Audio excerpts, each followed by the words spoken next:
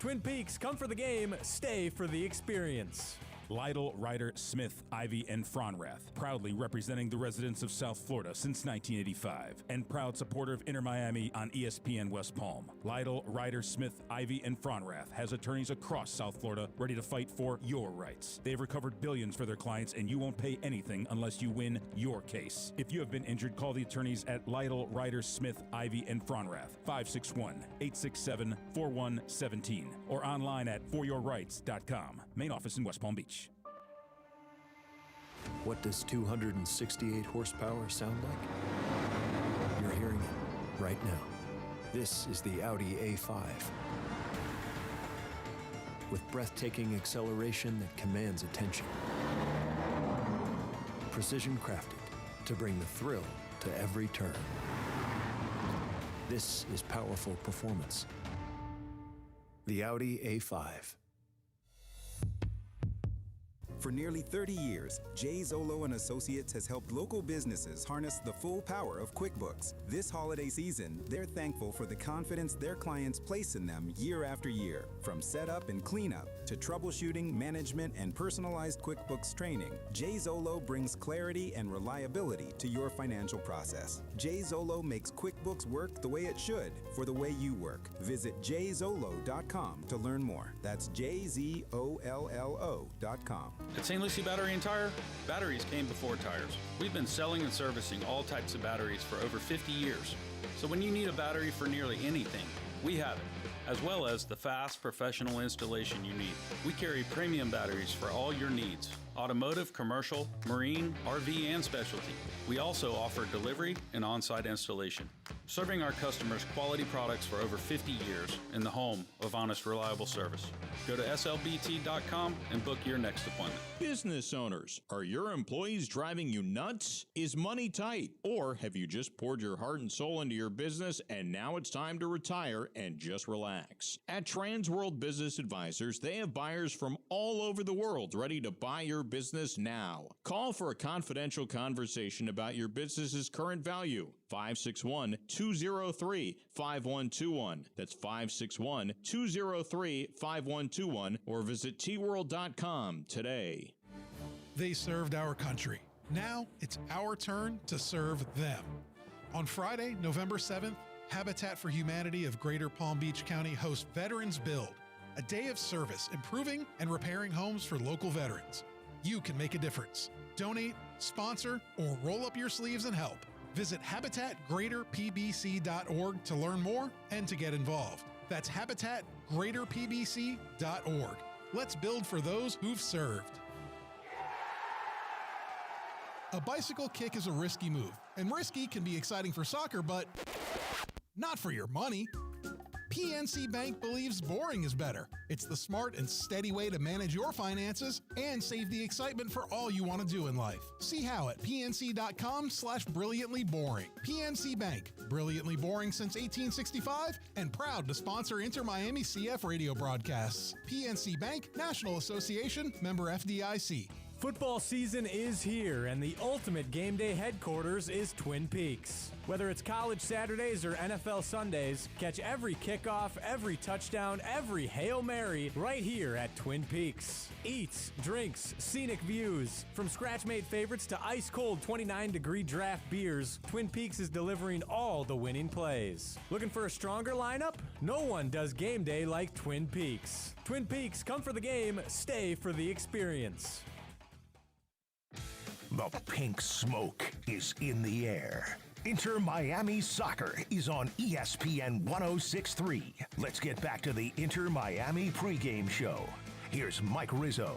Welcome on back to your Inter Miami Radio Network. I am Mike Rizzo, and I have been in charge of handling the pregame, halftime, and postgame duties all season long. And folks, why we do it are for nights like tonight. Game 2. Inter Miami on the road at Nashville with a chance to advance to the second round of the MLS Cup playoffs. Inter Miami's starting 11 is out, and it is the following. You have Jordi Alba playing left back, Ian Frey left center back, Maxi Falcone right center back, Ian Frey playing right fullback. Rocco Rios Novo will be starting in goal. He has been the set and forget the last 5 fixtures. In the midfield, from left to right, Baltasar Rodriguez, Sergio Busquets, Rodrigo de Paul, and Tadio Allende. A dual strike partnership up top with Luis Suarez and Lionel Messi. On the Nashville side, they have tinkered a couple of things, specifically on the right side. But in net, as always, is Joe Willis, the set-and-forget keeper for head gaffer B.J. Callahan. But the back line from left to right is Nahar, Zimmerman, Palacios, and Josh Bauer. Josh Bauer, the new substitute tonight that is going to be in the starting lineup. Nahar played right back last game, and Lovitz handled the left back duties. But no Lovitz in the starting lineup tonight. Josh Bauer getting the nod in a big win-or-go-home game 2 for Nashville. The midfield, Yazbek, Tegseth, and Corcoran. Corcoran is the newbie on that right side in the midfield. And then up top, you got Hani Mukhtar, Sam Surridge, and Mule. Hani Mukhtar, former player of the year within the MLS, a very dangerous player. Sam Surridge, third in the Golden Boot race, only behind LAFC's Bawanga and the great Lionel Messi. And Mule getting the start on the right. So a 4-3-3 for Nashville with Joe Willis in goal, and a 4-4-2 for Inter Miami Herons with Rocco Rios Novo in goal, and Lionel Messi and Luis Suarez at a dual strike partnership up top. The always dangerous Suarez and Messi. Let's take a listen to the highlights that happened in that game 1. I mentioned that Inter Miami big winners 3-1 over Nashville. Let's listen to Lionel Messi making a play and getting on the board 1-0 to the Herons early on. Sprays it outside the upper right. This is whipped into the box. Messi, a header, goal! Oh, what a beautiful ball!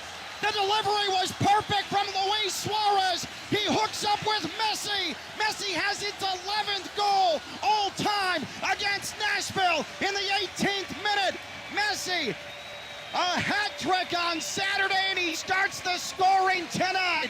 1-0 Inter Miami, and the number 10 strikes again. Lionel Messi dominating Nashville. He's been in the nightmares of Nashville. And Ken mentioned how many goals he has. I mean, geez, he's going to have some ownership in the company. You know, if Nashville isn't careful, they better check their funds because Lionel Messi is going after ownership. Once again, it's the voice of the Inter Miami Herons, Ken LaVicka. Ken wasn't done calling Messi goals. Left foot cross, Willis dove for it, it's loose, and it fell right to the feet of Messi in the 6-yard box, and Messi has his brace. Catastrophe in the back for Nashville, and Messi simply has to toe it into the middle of the net. That'll do it. Inter Miami is going to go up 1-0 in the first round. 2 goals for Lionel Messi here on this Friday night in South Florida, and why wouldn't he? Let's hope the party will stay on in Nashville because Inter Miami, the last time they were in Nashville, Messi had a hat trick. It was the final game of the regular season. Lionel has been absolutely on fire. 5 goals in his last 2 games, obviously the playoff matchup, and then, as I mentioned, that hat trick that he had at the end of the regular season. Let's hear Tadio Allende. Allende got it into the back of the net as well. Messi sends it right to the box. Ian Frey is on it. Frey, cross, floats into the middle, header, goal! At the top of the 6-yard box!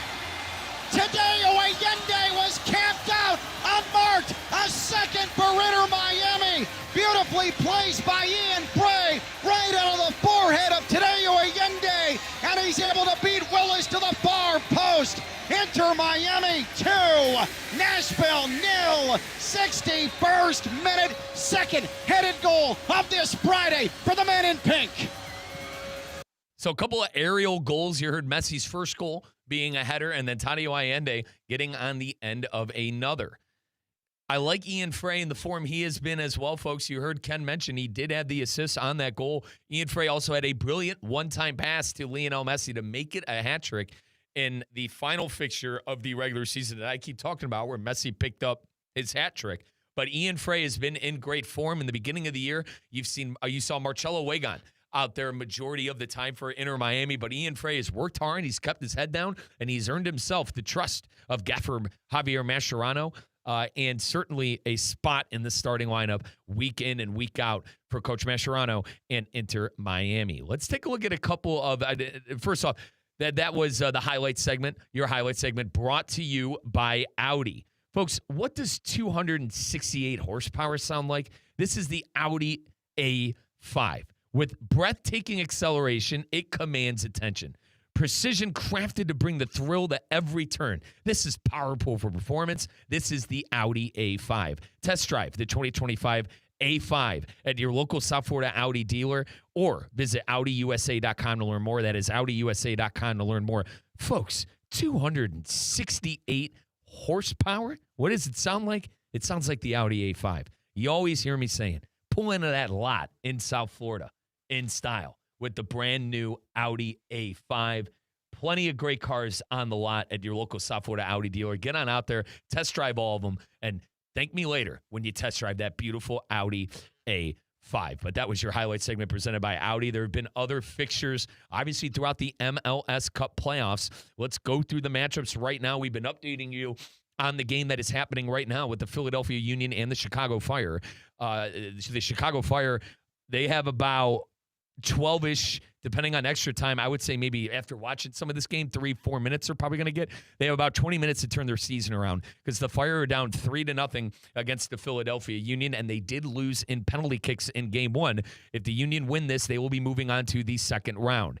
The team that the Union will be facing off against will be coming from this Eastern Conference matchup that is NYCFC and Charlotte FC.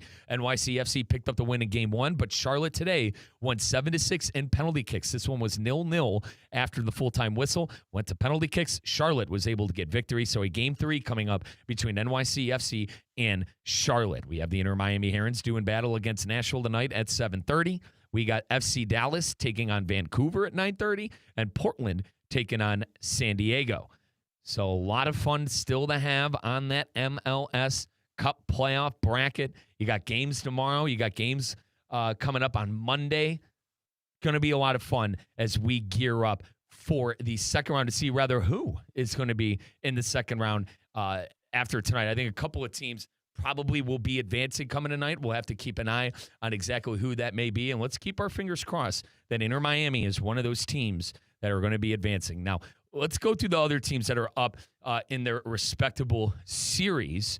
Obviously, the MLS Cup playoffs are rampant right now, but I did want to go back to last week because I mentioned the Union have a chance to close it out after winning in PKs. Vancouver is on top 1-0 after beating FC Dallas 3-0. San Diego on top 2-1, or rather, on top 1-0 after winning 2-1 against Portland. FC Cincinnati has a 1-0 series lead after beating the Columbus Crew by a goal. And then Minnesota and Seattle, it was 0-0, and then it went to penalty kicks in Minnesota, won in penalties. They are up 1-0 over Seattle. I mentioned NYCFC, and I think I said it went to penalties. NYCFC actually did score a goal. It was Martinez in the 34th minute. They win 1-0 at Charlotte, but I mentioned the fixture today, Charlotte winning at penalties, so that one will be going to a Game 3. LAFC beat Austin 2-1, and that was the final game that took place this past Wednesday. I've mentioned numerous times now Charlotte winning in penalty kicks over NYCFC. Philadelphia more likely going to be advancing, going to be the first team to advance to the second round. They were up 3-0 against Chicago. And then the games tonight, Nashville and Inter Miami, FC Dallas and Vancouver, Portland and San Diego. On Sunday, tomorrow, you got the Columbus Crew and FC Cincinnati, Austin against LAFC, and then Seattle against Minnesota. When we come back, folks, we'll get you those starting fixtures. Again, we are inching closer to getting pitch side with Ken LaVicka at Geodis Park in Nashville. Game 2 coming up, Inter Miami versus Nashville. Inter Miami has a 1-0 series lead after the 3-1 victory and a brilliant performance by Lionel Messi. More of the Inter Miami Radio Network when we return. Raise it outside the upper right. This is whipped into the box. Messi, a header, goal! Oh, what a beautiful ball! The delivery was perfect from Luis Suarez. He hooks up with Messi. Messi has its 11th goal all time against Nashville in the 18th minute. Messi, a hat trick on Saturday, and he starts the scoring tonight. 1-0 Inter Miami, and the number 10 strikes again. PNC Bank salutes you, Soccer on the Radio listener. While others will just read about the match, you're laser focused on every detail. At PNC Bank, we get it. We're all in on helping you make smart money moves and score your financial goals. See how at pnc.com/brilliantlyboring. PNC Bank, proud banking sponsor of Inter Miami CF radio broadcasts and brilliantly boring since 1865. PNC Bank, National Association, member FDIC. What's the Anajar Levine difference? When you're injured in a car crash, we focus on your case so you can focus on the one thing that matters most, getting better. I'm Glenn Levine with Anajar Levine. We'll fight to get you the maximum compensation you deserve. Call our legal team right now for a free consultation, 1-800-747-FREE. We'll help you take back control of your life. Call 1-800-747-FREE. That's 1-800-747-3733. In office, West Palm Beach. Tina, I've been looking everywhere for you. Hey, Colin, what's up? How's the gym? It's been great. I'm seeing results. My sports-certified Vitacost products have made a world of difference. Oh, same. Isn't it great? Vitacost is basically the reason I've been able to keep up with Ironman training. Everything you need is in one place for my BCAAs, protein, and electrolytes. Best part, it's all clean and free of banned substances. Go re-up on your supplements today. Visit Vitacost.com and use code ESPN20 for 20% off. Level up your game with Vitacost. Hey, Steph Prince here, General Manager of ESPN West Palm, to tell you about a team that has meant a lot to me and this community for a long time. Bob and the team at Bradley Heating and Air Conditioning have been helping me stay cool for years, whether at home or in the office. And living in South Florida with 3 kids, I don't know what I'd do without them. Family owned and operated, serving Royal Palm Beach and beyond since 1980. Let the knowledgeable and trained team at Bradley help you with your residential and commercial needs, installation, repair, seasonal maintenance, upgrades of all makes and styles and models of HVAC equipment, and so much more. Bradley Heating and Air Conditioning does things right the first time and makes the process smooth, stress-free, and most importantly, keeps you cool. Give them a call at 561-793-7497. That's 561-793-7497 or BradleyAir.com. Any need, big or small, trust the amazing team at Bradley Heating and Air Conditioning. Snowbirds, welcome back. Time to trade your coats and hats for swim trunks and sunscreen. And get your home ready for company. Before the family arrives, make sure your home's water is in top shape. Hard water and hidden minerals can leave spots on dishes, dull your laundry, and dry out your skin. Not exactly festive. Schedule your free water test today before the holiday rush. Culligan will make sure your water is as clear and welcoming as that ocean view. Visit Culligan.com or just say, Hey, Culligan! What does 268 horsepower sound like? You're hearing it right now. This is the Audi A5. With breathtaking acceleration that commands attention. Precision crafted to bring the thrill to every turn. This is powerful performance. The Audi A5. Lytle, Ryder, Smith, Ivy, and Fronrath, proudly representing the residents of South Florida since 1985, and proud supporter of Inter Miami on ESPN West Palm. Lytle, Ryder, Smith, Ivy, and Fronrath has attorneys across South Florida ready to fight for your rights. They've recovered billions for their clients, and you won't pay anything unless you win your case. If you have been injured, call the attorneys at Lytle, Ryder, Smith, Ivy, and Fronrath, 561-867-4117, or online at foryourrights.com. Main office in West Palm Beach. The pink smoke is in the air. Inter Miami Soccer is on ESPN 106.3. Let's get back to the Inter Miami pregame show. Here's Mike Rizzo. Lionel Messi has done a lot of scoring against Nashville. Nashville has been absolutely tormented by Lionel Messi. 12 goals by Messi against Nashville in his career. He's got 5 goals against Nashville in his last 2 fixtures, a hat trick, the final game of the MLS season, and then 2 goals, a brace in game 1 of the MLS Cup playoffs. Welcome on into your final segment of the Inter Miami pregame show. This is your Inter Miami radio network here on ESPN 106.3. We are moments away from sending it pitchside to Ken LaVicka at Geodis Park. Alan Rodriguez, our good friend, is on site, making sure Ken stays over the airways. We appreciate Alan and his services as always. But Inter Miami, the task at hand, win and advance. Not to be too NCAA tournament, but survive in advance. No. If Inter Miami wins tonight, they will be moving on. Now, worst case scenario, knocking on wood, fingers crossed. If Inter Miami were to lose in Nashville tonight, there will be a Game 3 coming up next Saturday. And the good news there is it's going to be at Chase Stadium. But I got a great feeling tonight. Lionel Messi has been on fire for Inter Miami. I think that is going to continue for Messi and the Herons tonight. 4-4-2 is that lineup for Inter Miami. From left to right, your defenders, Jordi Alba, Noah Allen, Maxi Falcone, and Ian Frey. In goal tonight, Rocco Rios Novo. And in the midfield, Baltasar Rodriguez, Sergio Busquets, Rodrigo de Paul, and Tadio Allende. A dual strike partnership up top with Luis Suarez and Lionel Messi. The big attacking players tonight, obviously, is the dual strike partnership of Suarez and Messi. But Baltasar Rodriguez and Tadio Allende, both of them have been in form. Both of them have a goal within the last 2 games. Sergio Busquets will be playing his deep lie playmaking role, and Rodrigo de Paul will be moving box to box and being Messi's enforcer, as he always is. I expect Ian Frey to join the fray, no pun intended, at moments with the attack. And obviously Jordi Alba is, he is an attacking wingback. He is the definition of an attacking wingback for our Inter Miami Herons. So Alba going to be doing a lot of things tonight. And once again, Jordi Alba and Sergio Busquets will be hanging up the boots tonight. After the season. But tonight, they are in the starting lineup as always, and they will be hanging up the boots at the end of the season. Hopefully that comes after Inter Miami hoists the MLS Cup trophy. Let's get over to Nashville. They're going with a 4-3-3. The 3 new players in their lineup are Josh Bauer, Corcoran, and Mule. But the back line from left to right, Nahar, Zimmerman, Palacios, Bauer.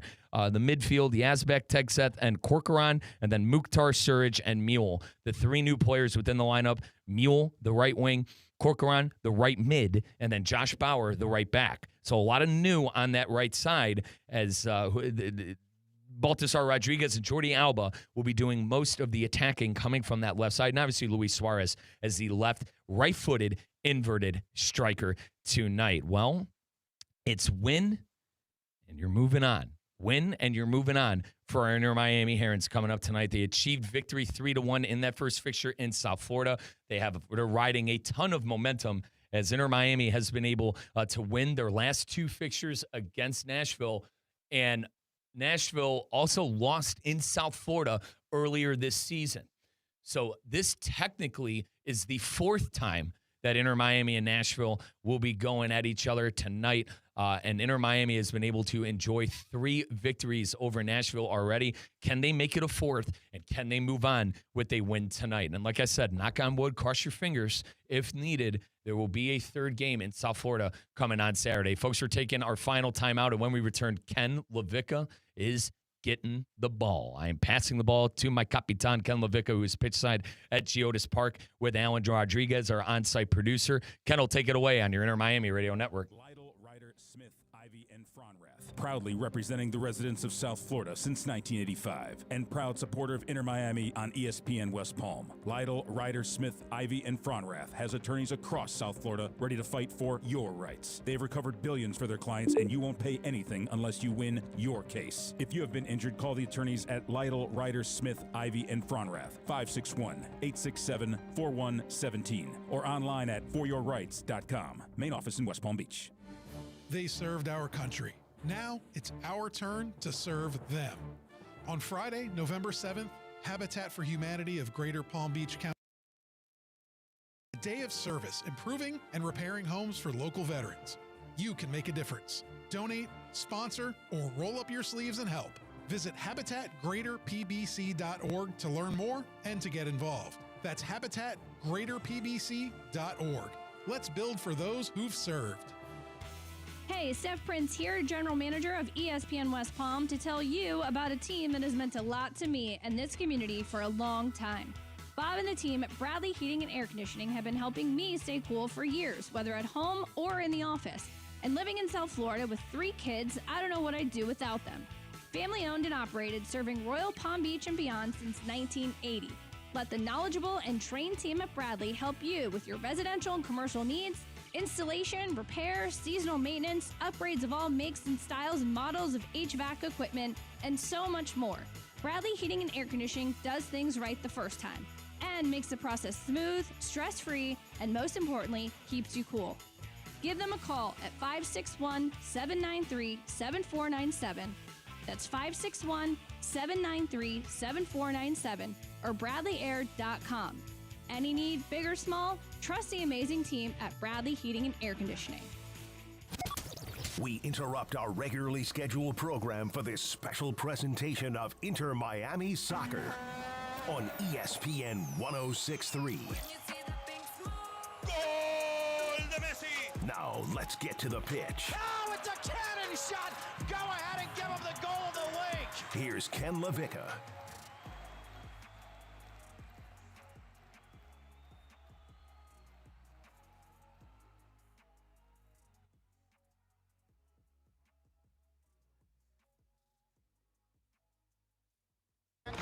Tonight from the Music City, we welcome you to Giannis Park in Nashville, Tennessee. Inter Miami, a 1-0 lead on Nashville SC in the first round of the MLS Cup playoffs. This is game number 2. And a big welcome to all of you who are listening on ESPN 106.3, the flagship out of West Palm Beach, Florida, as well as the ESPN South Florida app and live on YouTube. Inter Miami, the 3-1 triumph back on last Friday night, I should say. It has been 8 days since these two teams took to the pitch. It was a masterful performance from Inter Miami, certainly a little bit different from game 1 last year against Atlanta, where Inter Miami was victorious in South Florida, but it was a little bit shaky. So Inter Miami with the very solid performance. Lionel Messi, of course, per usual, 2 goals, 19th minute and 90+6. Tadeo Allende with a 62nd minute header as well. Hani Mukhtar for Nashville on the last kick of the game, converting a free kick, 90+12, but it was a mere formality at that point. Inter Miami able to move on and take that 1-0 lead in the Music City. Now, Inter Miami, last time they were here in Nashville, it was a veritable bloodbath. Inter Miami was down 2-1 at halftime, and then the floodgates opened. It was a dominant, overwhelming second half. That was back on October 18th, and that was the final regular season match of the season. It was Surridge and Schaufelberg, 43 and 45+6 prior to halftime. Lionel Messi had given Inter Miami a lead just past the half-hour mark, but then Lionel Messi converts a penalty in the 63rd minute. Baltasar Rodriguez with a goal in minute number 67. Messi would complete his hat trick in the 81st minute and had a chance at a 4th goal, but because he's charitable, Messi was able to roll it over to Velasco Segovia, and the Venezuelan converted 90+1 for the 5-2 triumph over Nashville SC. So Inter Miami has won 10 or is unbeaten in 10 straight against Nashville. That is incredibly difficult to do, and Inter Miami has really made this matchup, this head-to-head, extremely one-sided. Inter Miami has, in that span, gone 8 victories, 0 defeats, and 2 draws. This includes the 2023 Leagues Cup final and, of course, the 2023 U.S. Open Cup and 2024 CONCACAF Champions Cup as well. So it has been all Inter Miami, but as you can imagine, it is a wildly treacherous task to stay unbeaten 11 straight against a club in Major League Soccer, in any league, let alone a quality club like Nashville is. And so the 3-seed Inter Miami, do or die, Nashville urgency on that club who sports the yellow and blue. Inter Miami's going to have to bring its best match tonight, going to have its top-tier effort, because this is not going to be easy. Nashville back against the wall. The weather here in Nashville is absolutely atrocious. It is 54 degrees, but it is a driving rain that is in all likelihood going to last pretty much the entire match. If you look at the radar, and I am not a certified meteorologist by any stretch, but I do have eyes, and I have a brain, and I can consume this, and all I know is that on the radar for Nashville, Tennessee, there is green and some yellow and then more green, and it's supposed to be the case all the way through about 10 o'clock Eastern time. So unless we go to penalties, it looks like the precipitation is going to it's going to have quite an effect on this match. Going to have to be wet and grimy and uncomfortable, and Inter Miami's going to have to dig deep. We're about ready for kickoff here in Nashville. Inter Miami, Rocco Rios Novo in goal with a back line of Alba, Allen, Falcone, and Frey. In the midfield, Rodriguez, Busquets, DePaul, and Allende, Lionel Messi, Luis Suarez up top of the 4-4-2. As for Nashville, Joe Willis in goal per usual, Andy Nahar, Jason Palacios, Walker Zimmerman, Josh Bauer, the back four, Patrick Yazbek, Eddie Tagseth, Matthew Corcoran round out the midfield, Hani Mukhtar, Sam Surridge, and Alex Muil. That's the front line. Inter Miami, and they're all black uniforms with the pink lettering, numbering, and trim. Meanwhile, Nashville in their home yellows with blue lettering, numbering, and trim, and blue shorts. We await the whistle here tonight in Nashville, and the whistle is blown, and we are underway. Game number 2, round 1 of the MLS Cup playoffs. The referee, Alan Chapman, gets us going. It is a capacity crowd in Nashville, though it is clear that amongst the blue and yellow checkered seats, there are still many fans who are in the concourse area trying to protect themselves from the elements. It'll be Inter Miami attacking left to right in the opening 45 minutes. Again, it is 11, or make that 10 straight unbeaten for Inter Miami over Nashville, looking for 11 straight unbeaten. Inter Miami with a victory tonight would advance to the quarterfinals, something this club has never done, and it would be a matchup with either Cincinnati or Columbus. Cincinnati has a 1-game-to-none advantage in that best of 3. So the official opening temperature, 52 degrees. Nashville in the opener was the better side for about the first 20 minutes. Then Inter Miami really started to settle in. It was an early flurry for Inter Miami, but then Nashville was on the front foot. It was a glorious opportunity off an Inter Miami turnover about 8 minutes in that resulted in a mishit shot, though. And Rocco Rios Novo really had his only test until late in that sequence. He passed that test, and it was all Inter Miami from there. Hani Mukhtar plays a ball across the near touchline and out of play as we near 2 minutes in. The throw in for Inter Miami from Ian Frey. Exact same starting 11, at least personnel-wise, for Inter Miami from game number 1. Just a different formation, a 4-4-2.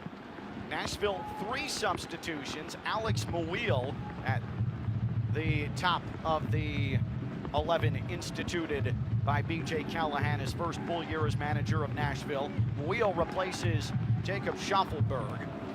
And then in the midfield, Matthew Corcoran starts in place of Brian Acosta. Dan Lovitz is the right back. Dan Lovitz will come on as a substitute tonight at some juncture, you would think. A foul against Inter Miami in the midfield. The aforementioned Corcoran goes to ground, clutching at his ankle. Corcoran stands up with a little bit of a hobble. And now Walker Zimmerman for Nashville comes over to speak with the referee.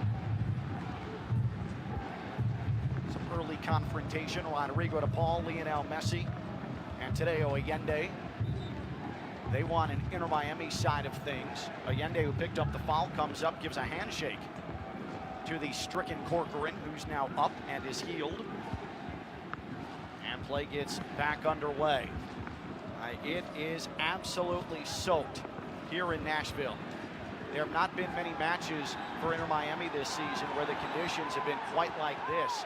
just fleeting. And now we have a hard foul along the touchline in the Inter Miami attacking half. There's pushing and shoving and jawing, and a card has been shown, and it's going to be given to Nashville, and I believe it's Eddie Tagseth after Ian Frey was absolutely chopped down along the touchline.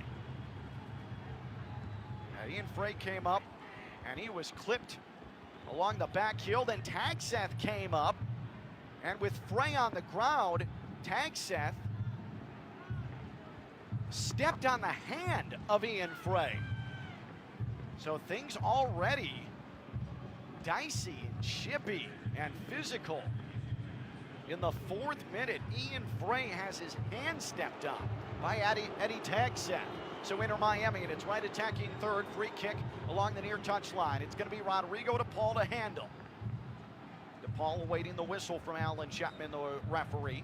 One touch by Frey on DePaul, and he's going to send a retreating ball into Inter Miami's own half, left side of the pitch.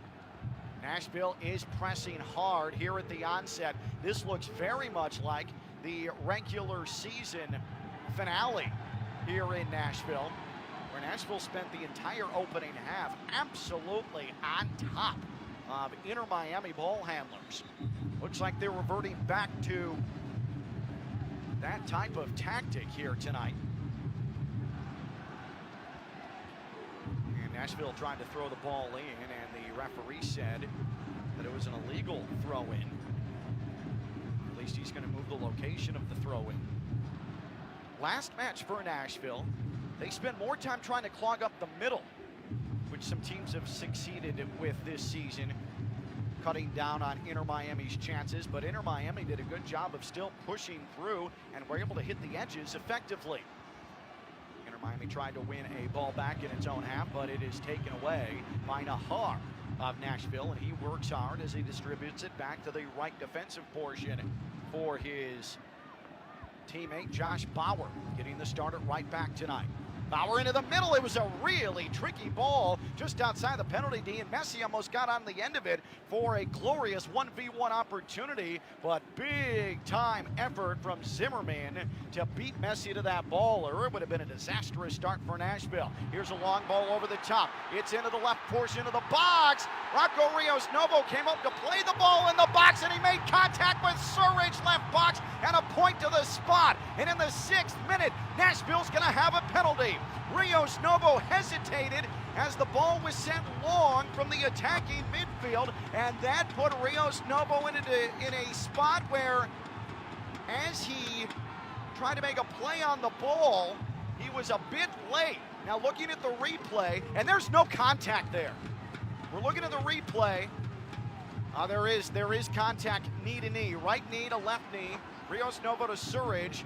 And I wonder, though, if VAR is going to get involved, because it looked like Surridge was real close to being offside. And Surridge is walking backwards now. Is VAR going to get involved here in the 7th minute? And I think that's the delay here. Rios Novo comes to the upper right. Surridge gets a touch on it, then he goes to ground, as Rios Novo made some minimal contact with him.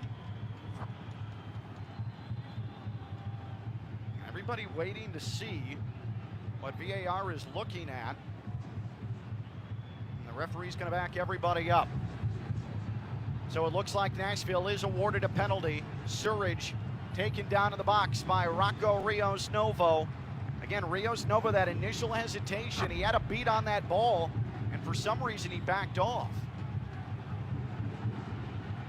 It looked like Maxi Falcone may have kept Surridge onside, but I think that's what VAR was looking at. That's why this has taken so long.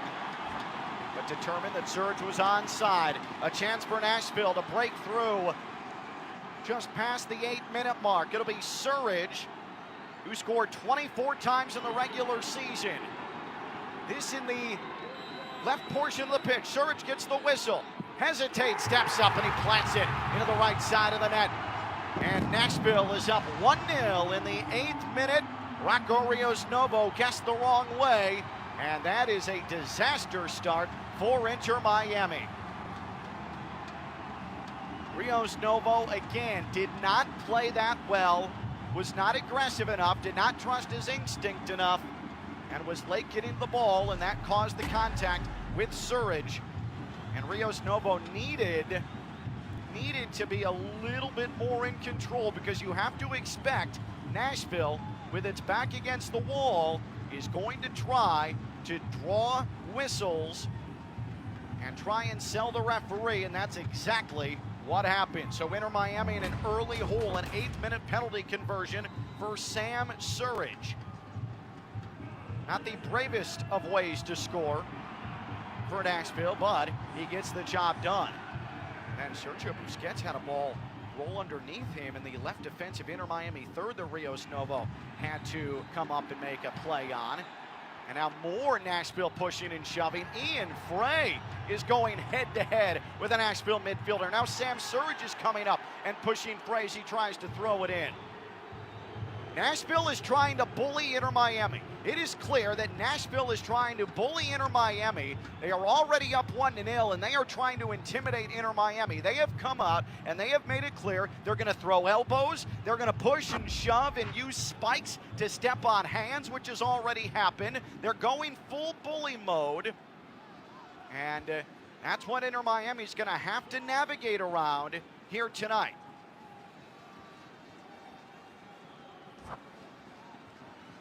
So now as tempers settle a bit, Inter Miami in its left defensive half having to play catch-up. Lionel Messi doesn't have a touch-up here tonight, and he couldn't get a touch in the right attacking half, and a beautiful back heel was played by Corcoran for Nashville. Mukhtar now gets along the left near touchline, and he traverses all the way into the attacking third, and Ian Frey has to poke the ball with a right big toe out of play along the touchline. Nashville an attacking third, left side of the pitch, throw in. 1-0 Nashville. Sam Surridge with the penalty conversion in the 8th minute off a Rocco Rios Novo foul in the box. Surridge with the throw in, left of the box. This is Corcoran. Corcoran has it rolled out of play as Frey came to defend him, and Corcoran couldn't maintain possession, and it'll be Inter Miami deep in its own end near side with a throw in. Nashville has not lost consecutive home matches in 2025. Of course, Inter Miami, that 5-2 triumph October 18th. Now 2 weeks ago in the regular season finale, Inter Miami's going to have to rewrite a season-long Nashville trend. B.J. Callahan for Nashville has had an outstanding season, bringing Nashville back to prominence. Here's a long throw in, left box. It's headed near the mouth of goal by Walker Zimmerman, but Inter Miami able to clear, but they can't get out on the counter as the long ball, the clearance is gobbled up by Nahar. Now Mukhtar right of the box on a good ball from Nahar. Mukhtar was dispossessed by Inter Miami's Jordi Alba, and Alba slaps the ball with a left foot off of Mukhtar. Far touchline, left defensive third for Inter Miami, and a throw in the far corner. Allen. Now Alba and a giveaway, right box, it's loose and left footed away by Noah Allen, but 24 yards out. Mukhtar had it poked away briefly by Alba, but charging forward is Yazbek, holds up play along the right end line, left attacking third. Here's a cross, a low cross, and getting a heel on it was Allen. Lower right box, and it bounds right to Rios Novo, who catches it into his chest. Good quick reflexes from Noah Allen to get a foot on that far side cross. And Inter Miami, they're just looking for any possession, and they give it away again, but Rodrigo de Paul in the defensive midfield able to chest it down. And now here's Lionel Messi for the first time. Defensive half to attacking half pass to Frey. Frey onto Allende along the near right touchline. Rodrigo de Paul pass into the middle. Messi played it through into the box. It's loose. Suarez could come up with it, but Lionel Messi just put a shot wide in the middle of the box. He sent it wide right near post. Oh, Messi had it fall to his feet, and he couldn't finish in this driving rainstorm. What a beautiful ball from Messi. Suarez appeared to be offside, though, on this feed into the box.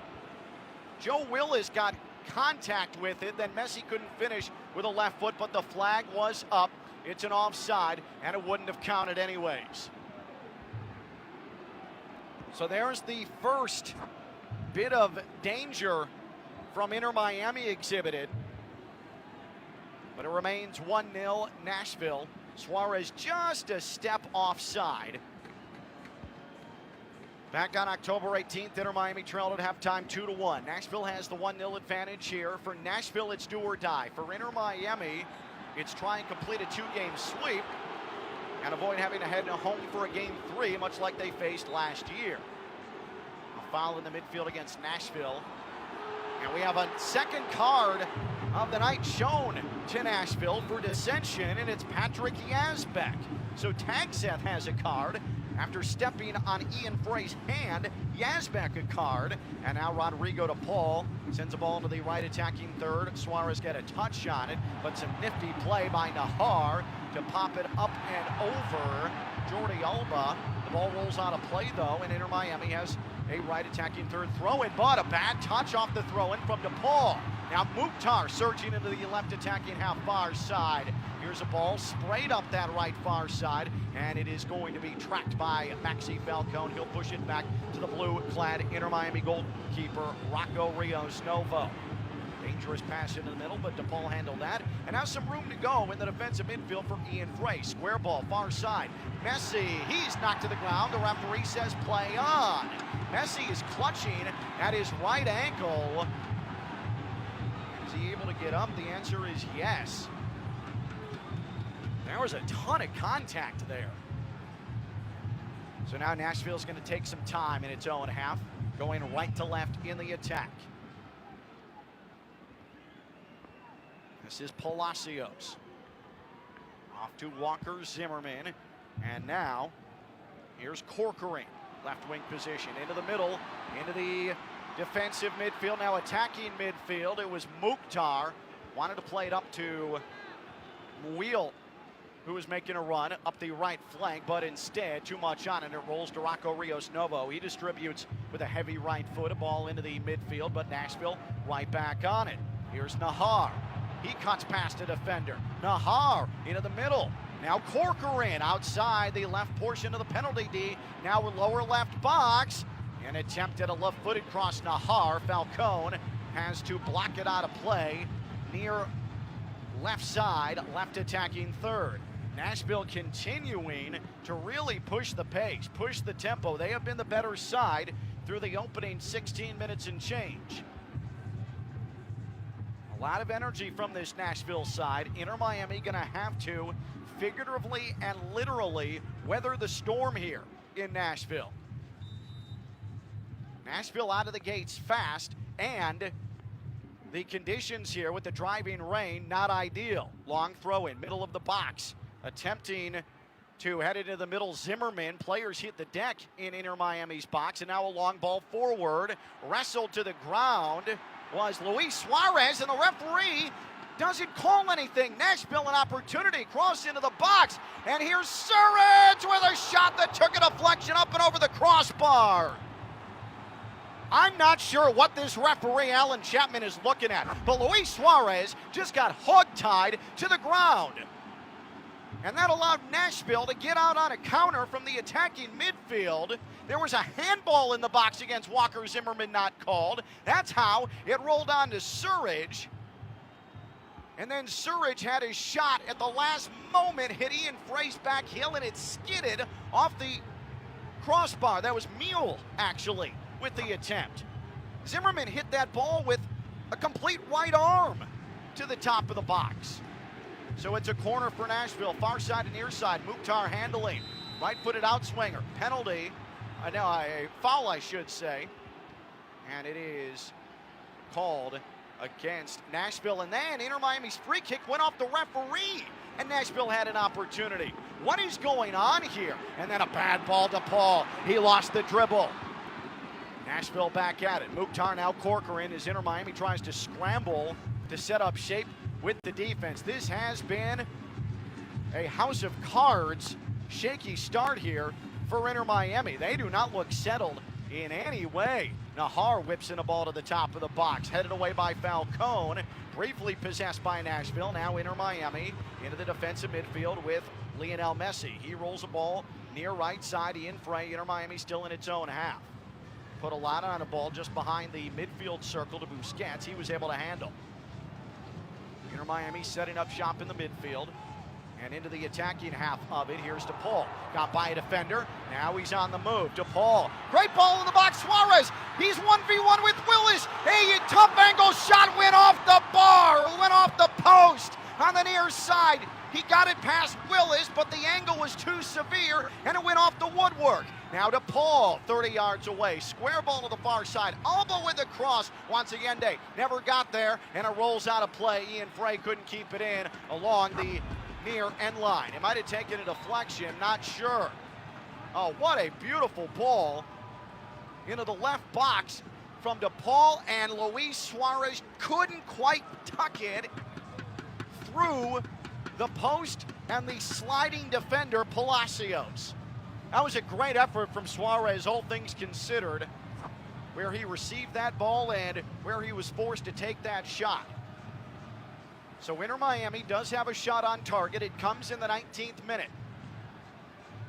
Nashville 1, Inter Miami 0. Baltasar Rodriguez, who we have not heard much from, wins the goal kick, but immediately Nashville jumps back on possession. Here's Bauer into the Nashville right defensive third. Rodrigo to Paul. Takes a pass from Busquets as Inter Miami gets back in possession. Now, Alba into the midfield circle, left side to Paul. DePaul tried to thread the needle on a pass to Allende, who was making a horizontal run into the penalty D from the right side, but he couldn't find a foot on it, and Joe Willis has it roll right to him. Joe Willis, the Nashville keeper, in a neon pink kit tonight. He has allowed 17 goals against Inter Miami all competitions in the Lionel Messi era. Inter Miami has had his number, and they're going to need to keep doing it because they're down 1-0 in the 20th minute. Now Inter Miami gets away with a foul, but Nashville opportune defending, and they win it back in their right defensive third. Inter Miami was looking to charge while Nashville was a bit discombobulated. Walker Zimmerman into the middle of the defense. It's controlled by Yazbek of Nashville. Now Nahar in the defensive midfield far right side as the rain continues to fall at a heavy pace here in Nashville. And now to be played back onto Walker Zimmerman, the U.S. men's national team man. We thank everybody for listening tonight on the Inter Miami flagship ESPN 106.3, also on the ESPN South Florida app, and everybody who is streaming internationally on YouTube. I'm Ken Levicka. And Inter Miami has the ball in the midfield. Now defensive portion, Noah Allen with a left foot. Sends it to Rios Novo, who jogs out of his box, and he's camped out in front of the penalty arc and will distribute back to Allen from his left back position. And our next stoppage in play will allow stations along the network to identify themselves. Marco Rios Novo, bottom left of his box. Nashville is pressing hard, and they win it back. Nahar about 25 yards away, far right touchline. Nahar in the corner. Oh, great ball into the middle from the upper right of the box. Tag Seth, but he couldn't hit the mark. Surridge. Busquets was able to mark well at the last moment, and it bounds on to Rocco Rios Novo, and he is going to underhand roll the ball on Noah Allen. Nashville is really making life difficult for Inter Miami in its left defensive third. Ian Frey trying to go 1v1 with Corcoran. Initially got around him, but had to distribute back to Rios Novo in Inter Miami's box. And now finally, Noah Allen had some real estate as he came into the defensive midfield, and he'll play it back briefly outside Inter Miami's upper right area to Sergio Busquets.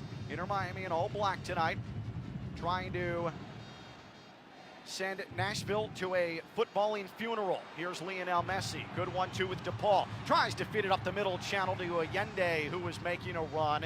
That was swept away by Bauer of Nashville. Inter Miami has Messi hit the turf. Now a fight forward in the defensive third for Nashville. It is played back on two hops to Willis in front of his own goal, the Nashville keeper.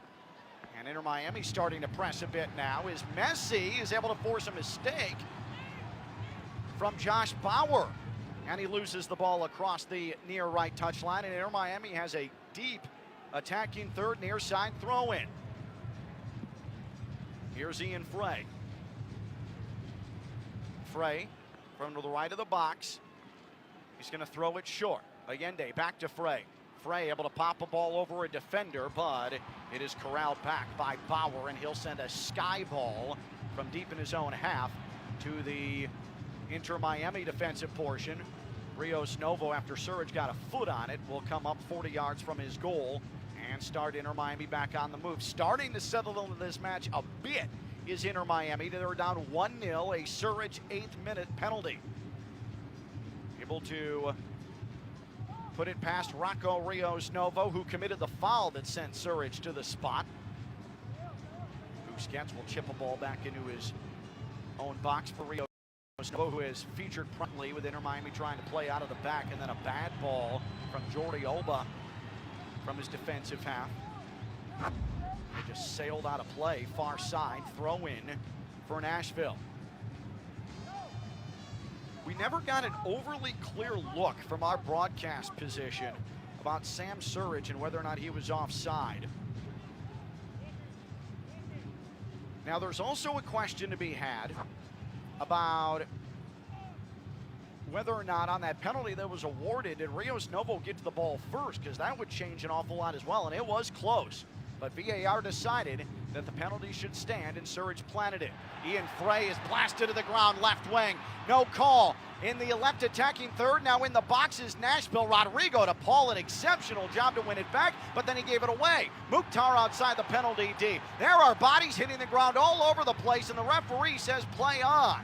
Now Mukhtar is down. Nahar has it outside the upper right for Nashville in the left attacking third. Here's Tagseth. Sprays it to the outside, far right touchline. And Nashville will move it inside. Muil pushes it far side to near side, at least back into the attacking midfield. Now Josh Bauer possesses. Mukhtar is up after he lay prone on the turf for quite some time. Nashville's star, 5 goals against Inter Miami in his career, and finally Nashville has to play it back into its own defensive third. Much better from Inter Miami after they survived that. But man, this is a rugby match. Alan Chapman, our referee, he's allowing hip checks and full-on tackles. Inter Miami, can they win it in their attacking midfield? The answer is yes. Good job, Busquets. Now to Paul, a nifty little ball near side to far side. Right flank to left flank for Rodriguez. Down to the middle, Lionel Messi. One touch on it to Paul, now left flank. This is rolled to Messi, and the penalty D. Left foot, and that's blocked. That shot was blocked. It took Messi a split second to gather, and that allowed the Nashville defense to collapse onto him. Walker Zimmerman, one of a duo, to get into the way of Messi's shot and impede the progress of it. 27th minute, 1-0 Nashville on top. Nashville on the move, defensive midfield. Matthew Corcoran, previously in the USL Championship with Birmingham Legion, and Inter Miami concedes a throw-in in the Nashville defensive half. Inter Miami has Messi tracked all over by Nashville defenders. Messi got good pace on that shot from just outside the penalty arc, but it was actually Yazbek. I said Zimmerman. Yazbek with a desperate diving block about 3 feet in front of that Messi attempt. Luis Suarez had the best scoring opportunity for Inter Miami. A ball from a tough angle that went off of the left post. Inter Miami, right attacking third. Ian Frey striding forward. The youngster into the right flank. Wanted to play through Allende to the right box. Allende, though, cut towards the middle. Miscommunication between the two.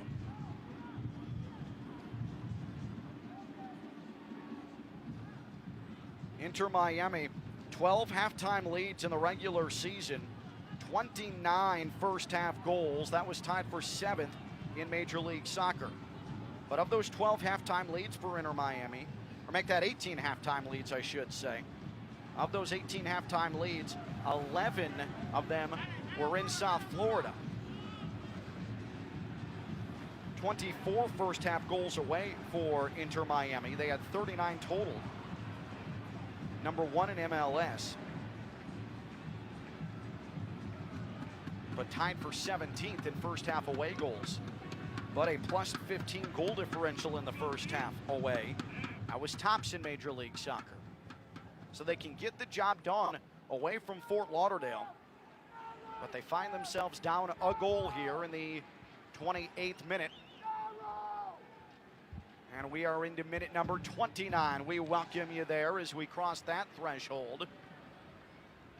Best of 3 opening round MLS Cup playoffs. 1 game to none Inter Miami, but 1-0 on the scoreline. Nashville. Inter Miami able to force a turnover in the midfield. Now right attacking 30, and Frey a heavy touch on the right wing. A defender put it into Frey's ankles, but he couldn't get on the end of it. Ian Frey wasted an opportunity there. Inter Miami had something developing, but Sergio Busquets had to come up and deliver a ball out of play in Nashville's own half. Whistle blows, throw in Nashville. Rodrigo de Paul lays injured on the ground. Oh boy, he got nailed by Tagseth in the back of the knee. Tagseth extremely reckless. Paul is up, and he's telling the referee, you saw that, right? You saw that. Javier Mascherano is pleading Rodrigo de Paul's case.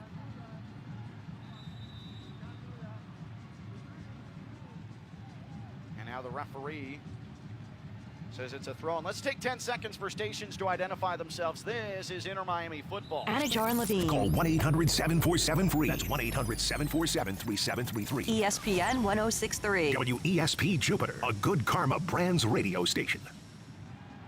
We welcome you back to Giannis Park in Nashville, Tennessee. Driving rain. I am Ken Levicka. Alan Rodriguez, on-site engineer to my right, back in the network studios in West Palm Beach, Florida, where the weather is significantly better. Mike Rizzo. Nashville 1, Inter Miami 0. We are just past the half-an-hour mark. A Sam Surridge penalty conversion in the 8th minute is the difference. Lionel Messi, defensive midfield. He's dispossessed, but a foul is called, a rare whistle on an obvious foul in this opening half. Matthew Corcoran swiped at Messi's left ankle and sent him sprawling. Long ball off the free kick. Allende got a head on it at the top of the box.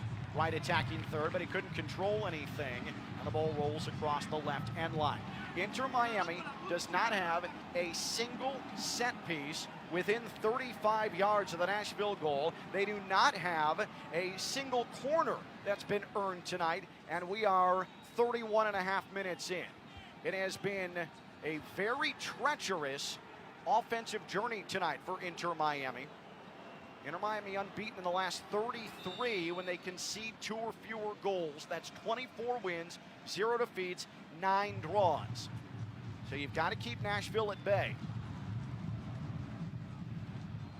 The goal kick from Joe Willis. And Inter Miami's going to win it in the defensive midfield. Jordi Alba actually lets it roll across the far end line on the right side, far side. And it'll be a throw-in for Alba, who announced that this is his last season as a professional, as well as Sergio Busquets, who just took a square ball from Jordi Alba, far side and near side. Busquets with a short-range rolling pass to Allende, who sent it back to Rodrigo de Paul, and he traverses into the attacking portion of the midfield. Oh, now Messi. Oh, beautiful ball to the left box. Here's Alba. Low roller in front. Allende was hacked on from behind. He can't believe that he didn't get a foul called, as he couldn't make contact with a sliding right foot. He was mugged inside the 6-yard area. Absolutely ripped down to the ground. Everybody's onside. Alba with a beautiful ball to the middle, and it clipped from behind was Tadeo Allende. Oh my goodness, Allende is beside himself. I will say this though, Allende has got to get down and get any sort of contact on that ball. Yes, his shirt was being tugged, but he's got to do a better job of finding a foot on ball. Alba put it right where it needed to be, It was a wonderful feed from Messi to free Alba, and Allende has to finish. He has to finish that, contact and all. He just has to. So Inter Miami has ended up having more opportunities than Nashville in this opening half now, and has been the more consistent attacking side in the last 20 minutes or so, but nothing to show for it, down 1-0, and a foul against Inter Miami. Luis Suarez in his right attacking third to the right of the box. He protests, he's unhappy. Oh yeah, Allende in the box had his left arm pulled. We're just seeing the replay. Josh Bauer, the right back, as Allende was approaching. Well, actually not approaching, he was in the box. He was inside the box, top of the box, and Bauer pulled at his left arm. That should have been a penalty. It should have been a point to the spot. And it is a really bad miss from the referee, Alan Chapman. That is a bad miss. And VAR probably should have been involved as well. I mean, Tadeo Allende had all his momentum making that run to the ball. He was ahead of the defenders. He was ahead of Zimmerman. He was ahead of Bauer, and Bauer was able to make up ground because he grabbed the left arm and he yanked it as Allende was into the top of the box. Oh, that one is frustrating if you're an Inter Miami fan. Inter Miami, a poor clearance. A played ball into the left box, but the flag is up as Surridge was trying to get on the end of it. But the flag goes up. Surridge, who was in the left box, grimaces, unhappy with that decision. Inter Miami's going to have to shake off the poor decisions, or the decisions that are going against them. Down 1-0, 35th minute. Can't let frustration get the best of them. We saw what happened last year when Inter Miami went to Atlanta, dropped game 2 late, and then came home, and Atlanta buried Inter Miami late in game number 3 in Fort Lauderdale. Do not want to repeat the same storyline this time around. Messi hits the deck as the ball was coming his way, and it's stolen away by Tagseth of Nashville in the attacking midfield far side for the men who sport yellow and what they call electric blue here in Nashville. It's really just a dark blue. Defensive half, long ball. Ian Frey got a head on it, about 25 yards from his own goal. Corcoran made contact with him, whistle blows, it's a foul, and the Nashville crowd doesn't like it. Have just under 10 minutes left in half number 1. 1-0 Nashville on top of Inter Miami, and then a trucking by Palacios in the attacking midfield far side as he put his spikes into Luis Suarez's left calf. Suarez still grabbing at it on the far side. Precipitation, water dripping off of all of these players. It is damp. Ponchos throughout this large crowd here at Giudas Park. Free kick, long ball, left box. Nahar got a chest down on it, but it's won by Rodriguez. Now upper left into the middle, Messi. Messi through 3 defenders. Top of the box, finally had it swiped away by Palacios, who clears. Miami nearly had Messi find himself some space with 3-4 defenders collapsing on him, but Messi at the last moment was dispossessed by Palacios. Inter Miami back on a defensive midfield. Messi outside the penalty. Trying to feed a ball to a cutting Alba. It was headed away by Nahar, but Inter Miami has it right back 40 yards away. Attacking midfield to Paul. Into the middle, Suarez wanted to one-touch it on to Rodriguez, but it was a bit off the mark, and a behind-the-head delivery from Mukhtar. Now Corcoran pushes it to the left flank, attacking third, left side of the pitch, Nashville. Surridge wanted to backheel it to Corcoran. It went off of Ian Frey, and Inter Miami's been awarded a throw-in. The referee said that the carry went off of Surridge last. I'm not sure about that, but Inter Miami will take it. And Inter Miami in its left defensive third. As the rainfall, if you would believe it, we've been documenting it. This is probably the hardest it's been all night. We welcome you to the 38th minute where Nashville leads Inter Miami 1-0 in this game number 2, round 1, MLS Cup playoffs. The winner of this best of three will play the victor between Cincinnati and Columbus. Cincinnati a 1-0 triumph in game number 1 of that series. Luis Suarez couldn't swipe a right foot on a ball in the attack in midfield. Now Mukhtar with a shot right box after a prodigious carom, and Mukhtar denied by Rocco Rios Novo, sprawling to his right to punch it over the crossbar. It was nearly 2-0 Nashville. Well, that ball took a massive hop. Mukhtar right outside the upper right, put a right foot into it, and Rios Novo equal to the task. What a save from Rios Novo to keep it 1-0 Nashville. But Nashville will have a corner near side to far side. It's going to be Mukhtar now with an in-swinger as Rios Novo sets up his defense. But that last sequence was all set up by Suarez. A bit of a lackluster windmill attempt to get on a ball in Inter Miami's defensive midfield. Mukhtar puts the corner into the middle of the box, and it was cleared away momentarily by Luis Suarez, but back to Mukhtar, near left touchline. Beautiful back heel, Yazbek. Left of the box, tries to float a ball to the far post, and nobody home for Nashville, and Inter Miami is going to win it back with Jordi Alba. Alba, defensive midfield, Suarez. Suarez pushes it to the middle of the defensive midfield to Paul, and now near side Messi. Messi has started to come back into his own half to receive the ball. Nashville has done a good job on him, and Messi has decided he can't just camp out in the Inter Miami attacking portion. Noah Allen, Inter Miami in its own portion of the pitch. Now, from the middle flank of that defensive half, Falcone pushes it, Busquets, and now to Paul, making a turn, right foot, good ball into the midfield O for Alba, or make that Messi. Messi on to Alba on the left flank. Alba with a cross that took a deflection, and Joe Will is able to fall on it along the end line, left 6-yard box before it goes out of play, and Inter Miami is still without a corner here in the opening half. It is a supremely bang your head against the wall opening half for Inter Miami. Mukhtar charges forward from his defensive half, wanted to scoop a ball onto Surridge, who was making a vertical run, short quarters. Falcone had it marked well, and the ball rolls out of play in the Inter Miami near side defensive half. Alan Chapman will stop play. He's telling Ian Frey needs to back up deeper into the Inter Miami defensive half before he throws the ball in.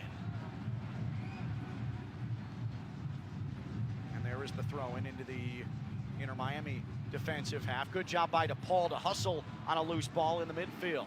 DePaul into the Inter Miami attacking half. Finds Alba, but Alba, he tried to scoop it to Suarez, and it was easily taken away by Nashville. Nashville has Mukhtar hit the turf. The referee blew his whistle. Mukhtar is unhappy, thinking there should be a card, but no card showing it. Nashville is the team that have drawn the card so far, 2 of them in fact. Oh man, Nashville has Corcoran knocked to the ground now. In the Nashville attacking half, attacking midfield near left touchline. He's slow to get up. Ian Frey with an exasperated look on his face, saying, I did not do anything to cause that. Earlier today, MLS Cup playoffs, Charlotte keeps its season alive with a 7-6 penalties win over NYC FC. Game 3 will be up in New York. Philadelphia closed out Chicago. The 1-seed Philadelphia Union Supporter Shield winners, a convincing 3-0 defeat of Chicago Fire in the South Chicago suburb of Bridgeview. Miami with Sergio Busquets wins a ball in its left attacking half, and now Ian Frey, Inter Miami right back, right on the midfield stripe, plays a bit of a 1-2 with Rodrigo to Paul, and Frey's going to send a retreating ball backwards to Maxi Falcone, and Inter Miami's going to work out of the defensive midfield. Long ball swiped forward. Allende couldn't get on the end of it in the right attacking third, and Nashville, they are winning 50-50 balls now. Surridge tries to pick out tag Seth. who tried to get around Busquets, and a foul is called about 30 yards away from Rocco Rios Novo's Inter Miami goal. And the crowd doesn't like the foul call because Tagseth stepped over Busquets once the contact happened, and the crowd wanted Tagseth to be in 1v1. A bad giveaway, Baltasar Rodriguez for Inter Miami. Now left of the box, left attacking third is Nashville. Tagseth just outside the upper right. Now outside right channel, Tagseth in the right flank. Oh, what a beautiful step through and a shot left foot, right box, Rios Novo. Another save. A denial on a shot that came from about 15 yards out. There was a lot of room to operate, and Mouil could not beat Rios Novo, who got a right forearm on it, and it bounds out of play along the left end line. So a corner coming near side to far side for Nashville. 44-15, 44-16, 44-17 on the clock. In swinging corner, loose in the 6-yard box, and Nashville scores again. It's Bauer, Josh Bauer.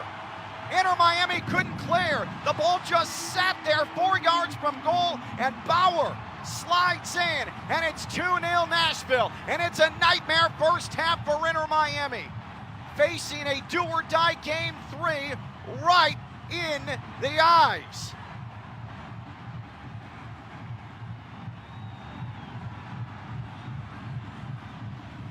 So in an inclement weather that is clearly affecting Inter Miami, the South Florida side is in trouble going into half.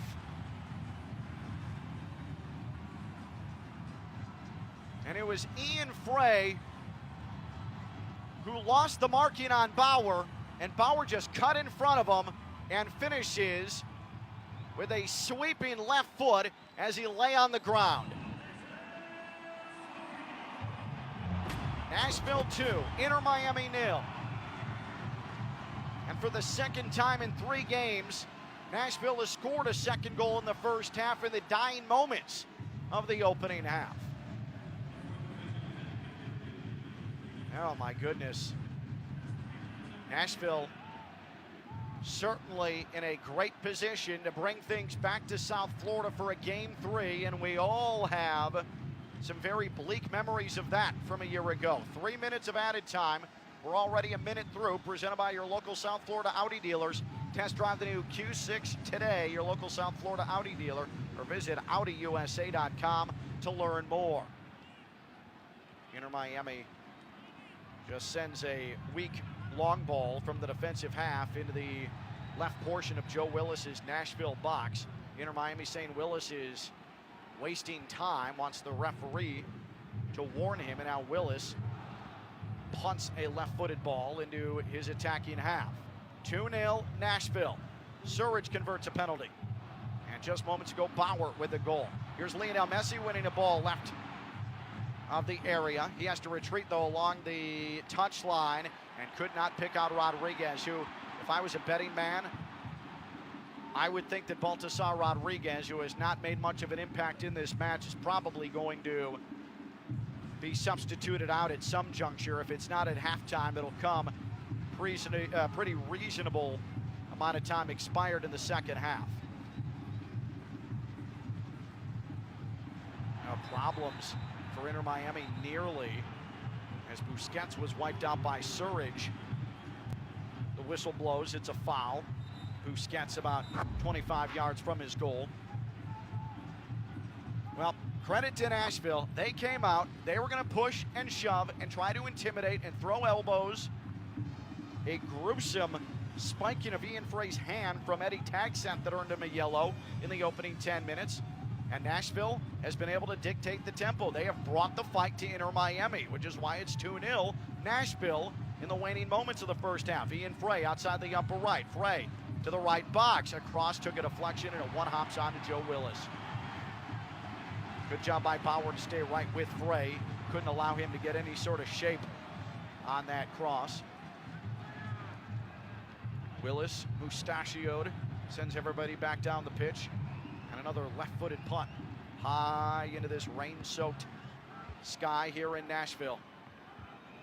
We have all 3 minutes expired of added time. Will the referee allow Inter Miami one last push? Alba wanted to feed Messi, who was in the left channel, but he was off the mark too much on that ball, and that will likely bring us to halftime.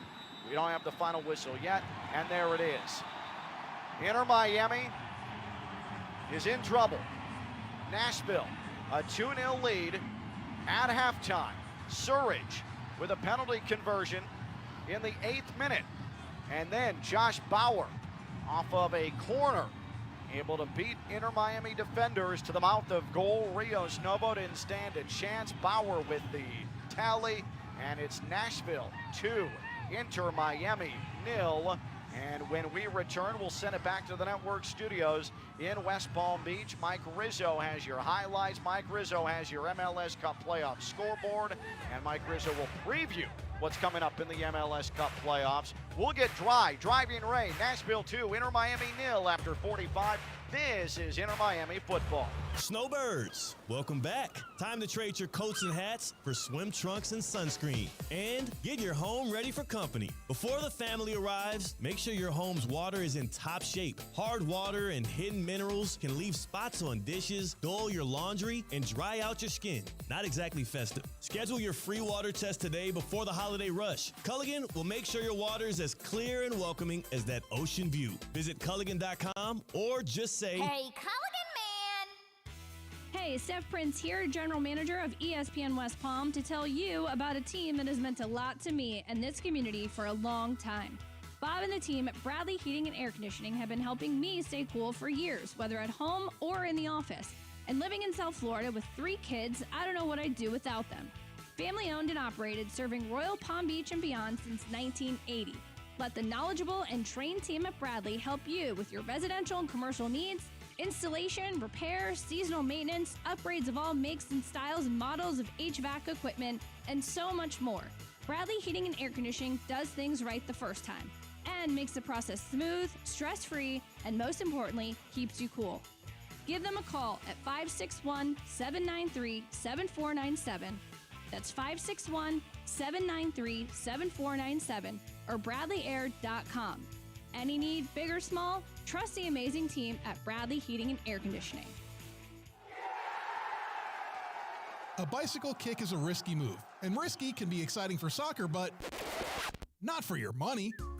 PNC Bank believes boring is better. It's the smart and steady way to manage your finances and save the excitement for all you want to do in life. See how at pnc.com/brilliantlyboring. PNC Bank, brilliantly boring since 1865 and proud to sponsor Inter Miami CF radio broadcasts. PNC Bank, National Association, member FDIC. For nearly 30 years, Jay Zolo and Associates has helped local businesses harness the full power of QuickBooks. This holiday season, they're thankful for the confidence their clients place in them year after year. From setup and cleanup to troubleshooting, management, and personalized QuickBooks training, Jay Zolo brings clarity and reliability to your financial process. Jay Zolo makes QuickBooks work the way it should for the way you work. Visit jzolo.com to learn more. That's JZOLLO.com. Lytle, Ryder, Smith, Ivy, and Fronrath, proudly representing the residents of South Florida since 1985, and proud supporter of Inter Miami on ESPN West Palm. Lytle, Ryder, Smith, Ivy, and Fronrath has attorneys across South Florida ready to fight for your rights. They've recovered billions for their clients, and you won't pay anything unless you win your case. If you have been injured, call the attorneys at Lytle, Ryder, Smith, Ivy, and Fronrath, 561-867-4117, or online at foryourrights.com. Main office in West Palm Beach. What does 268 horsepower sound like? You're hearing it right now. This is the Audi A5. With breathtaking acceleration that commands attention. Precision crafted to bring the thrill to every turn. This is powerful performance. The Audi A5. Snowbirds, welcome back. Time to trade your coats and hats for swim trunks and sunscreen. And get your home ready for company. Before the family arrives, make sure your home's water is in top shape. Hard water and hidden minerals can leave spots on dishes, dull your laundry, and dry out your skin. Not exactly festive. Schedule your free water test today before the holiday rush. Culligan will make sure your water is as clear and welcoming as that ocean view. Visit Culligan.com or just say, Hey, Culligan man! The pink smoke is in the air. Inter Miami Soccer is on ESPN 106.3. Here's Mike Rizzo. Our Herons in some trouble here at halftime. They're down 2-0 at Geodis Park. A disgusting Geodis Park. Disgusting with rain. I'm sure Geodis Park is a great place to watch some football. But as you heard from the voice of the Inter Miami Herons, Ken LaVicka, that rain is coming down, and it is not letting up. And, folks, it's a cold rain. It's about 50-some degrees there in Nashville, and it is a nasty weather night, specifically for our Inter Miami Herons. You know, we're spoiled down here. We're spoiled down here in South Florida. But Inter Miami down 2-0 at halftime, and Sam Surridge opened up the scoring with a penalty. The 9th-minute penalty kick for Sam Surridge made things 1-0 in the 9th, and then Josh Bauer in the 45th, right before extra time was allotted in that first half. Josh Bauer found the back of the net. Inter Miami had a couple of chances in that first half. Luis Suarez going off of bar, and Tadio Allende unable to finish right in front of the net. Now, he did get ripped down a little bit. Let's give Tadio some credit. But I thought that was maybe a chance that Allende should have been in the back of the net despite of the contact. But we will listen to the highlights here in just a second because, folks, I got to give you your match facts. Inter Miami, 4 total shots in the first half, 2 big chances. 4 total shots, 2 big chances. Obviously, our Herons missing the 2 big chances, and we'll hear those big chances in just a moment.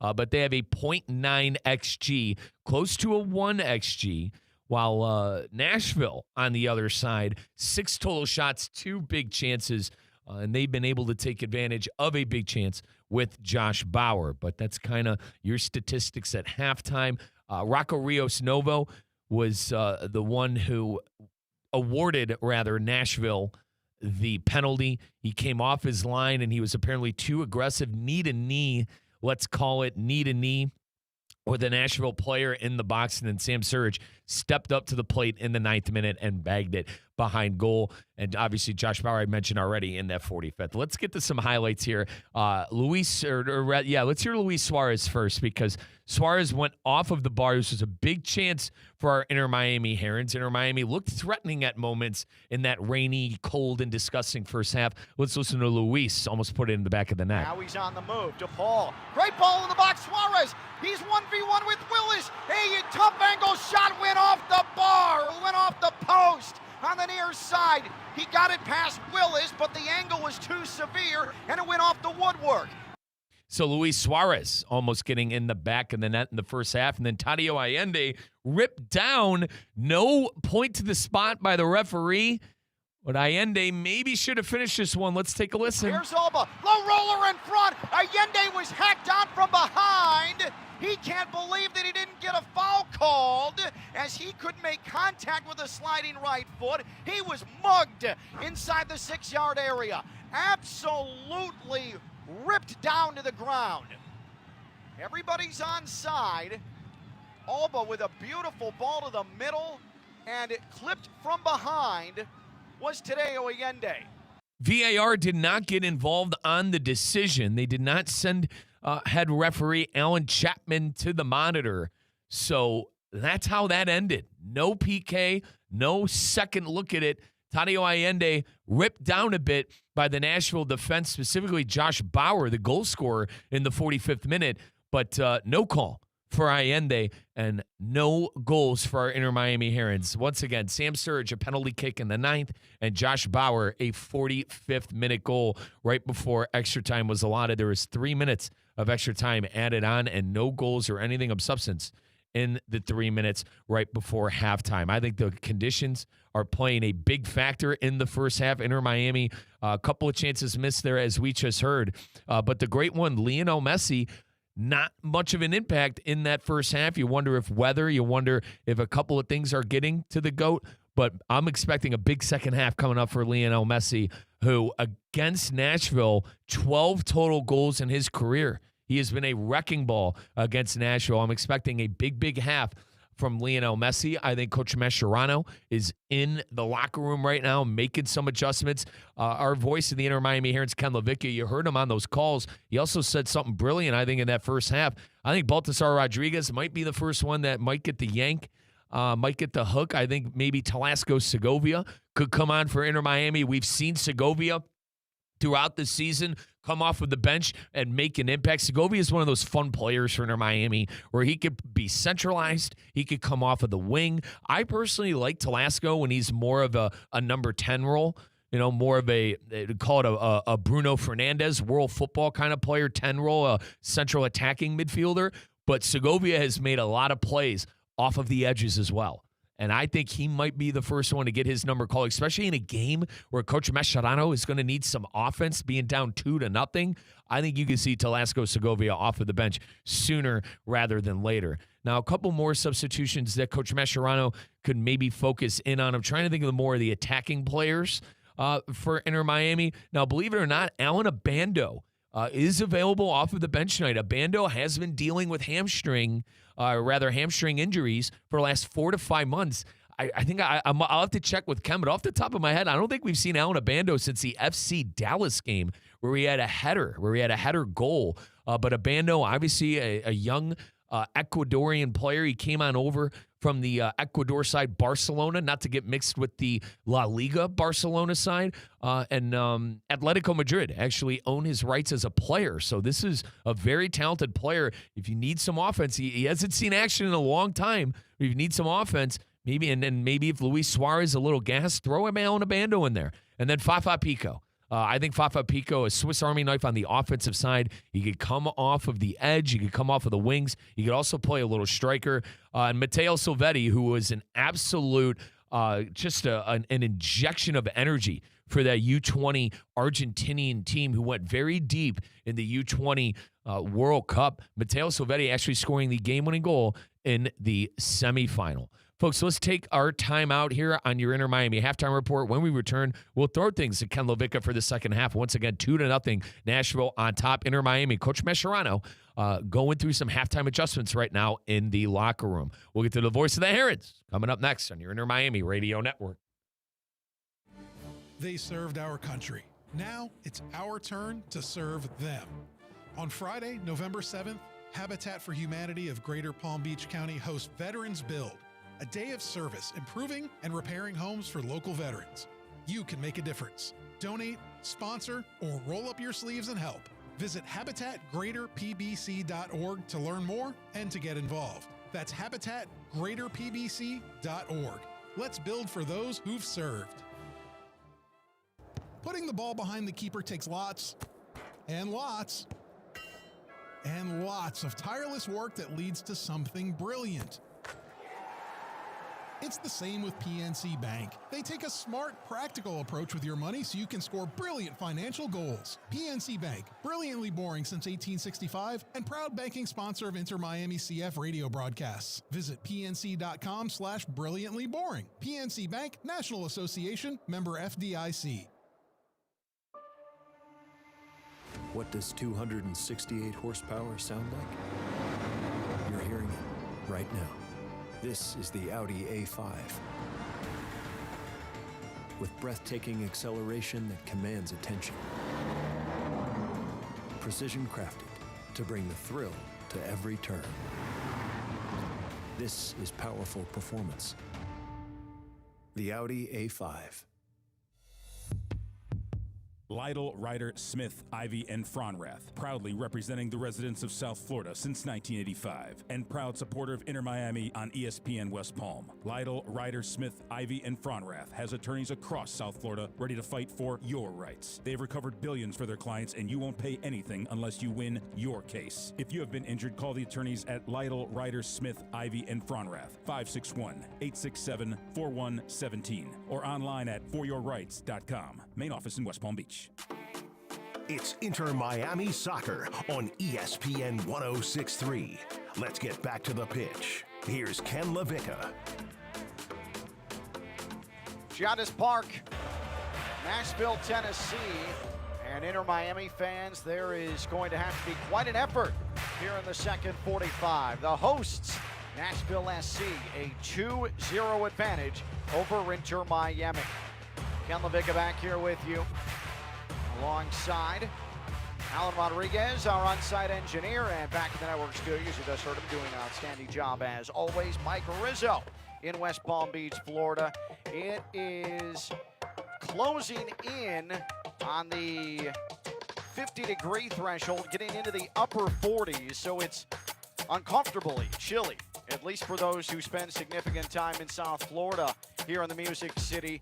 And it has been a torrential rainfall since about 20 minutes before kickoff. It has been unrelenting. It has continued to pour down really, really strong sheets of rain. And looking at the forecast, it is not going anywhere. It is almost a certainty that this type of rainfall is going to last throughout the duration of the match. In fact, rain isn't expected to taper off until around 11 o'clock Eastern time. We're at 8:50 as we sit now. We're awaiting any potential second half substitutions from first-year Inter Miami manager Javier Mascherano. Inter Miami has won or been unbeaten 10 straight against Nashville, dating back to 2023, but that is in severe jeopardy tonight. Of greater importance is Inter Miami is facing the prospect of, for a second straight year, as a favorite in the MLS Cup playoffs. The not only third game happening, but that third game coming back home and having to exercise a demon, what has been a heavy weight on the shoulders of this Inter Miami organization. That Game 3 loss to Atlanta a season ago. So we're seeing Inter Miami head back out onto the pitch. I, at first glance, did not see anybody who has the penny off and is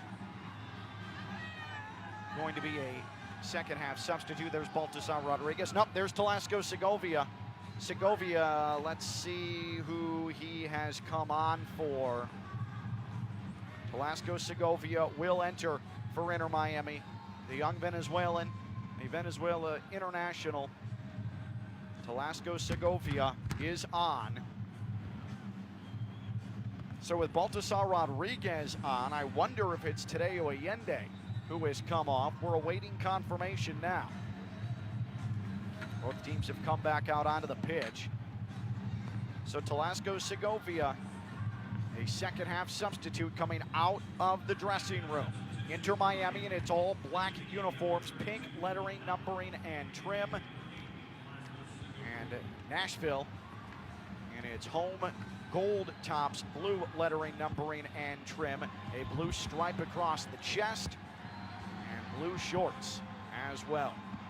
Rocco Rios Novo, Inter Miami goalkeeper. Blue head to toe and a neon pink for Joe Willis, the keeper for Nashville. It's Noah Allen who's coming off. So I would suspect that that moves Sergio Busquets to the back four. And now Segovia is going to push up into the attack. We are underway in half number 2 as Alan Chapman, our referee, will get us started. Inter Miami has a large hill to climb, 45 minutes to do it, in very, very difficult weather to do it in. Ken LaVicka with you from Nashville, Tennessee. Alan Rodriguez, on-site engineer, sitting directly to my right-hand side. Mike Rizzo back in the network studios in West Palm Beach. Inter Miami right to left in the attack here in the second 45. Nashville on the ball in their defensive half. In the midfield, here is Andy Najar, the Honduran international. He'll roll it back to Jason Palacios, previously played in Colombia at CD America. Long ball up ahead. Inter Miami to the right of its own box. able to win it for Inter Miami is Jordi Alba. Alba, as he delivered the ball up along that near touchline, clutched at his knee, and now Baltasar Rodriguez goes to ground as he sent a square ball near side to far side, and the referee says play on to both. Contact to both of those players. Oddly enough, both made pinpoint passes despite being knocked to the ground. Here's Segovia, his first touch, left attacking midfield. He'll distribute it back to Inter Miami's own half in the midfield. Here's Busquets, and he's going to curl a ball to the far right touchline, 40 yards away. Rodriguez, who will give it back near the midfield stripe right of the midfield circle. Maxi Falcone sends it on to Busquets. High ball, right attacking third, bringing it down Ian Frey. Frey on his left foot briefly. Couldn't make a 1v1 move and has to send it back to Rodrigo de Paul. He lifts a ball that finds the top of the box, but that's cleared away by Nashville, and then a handball against Talasco Segovia as he came about 25 yards out to try and chest it to himself for an opportunity, but the referee was standing right there and saw the contact with the arm. Segovia, who had a goal, 90+1 the last time he was here in Nashville. Beautiful build-up. That was the final goal of what was a showtime second-half performance from Inter Miami. A hat trick for Lionel Messi.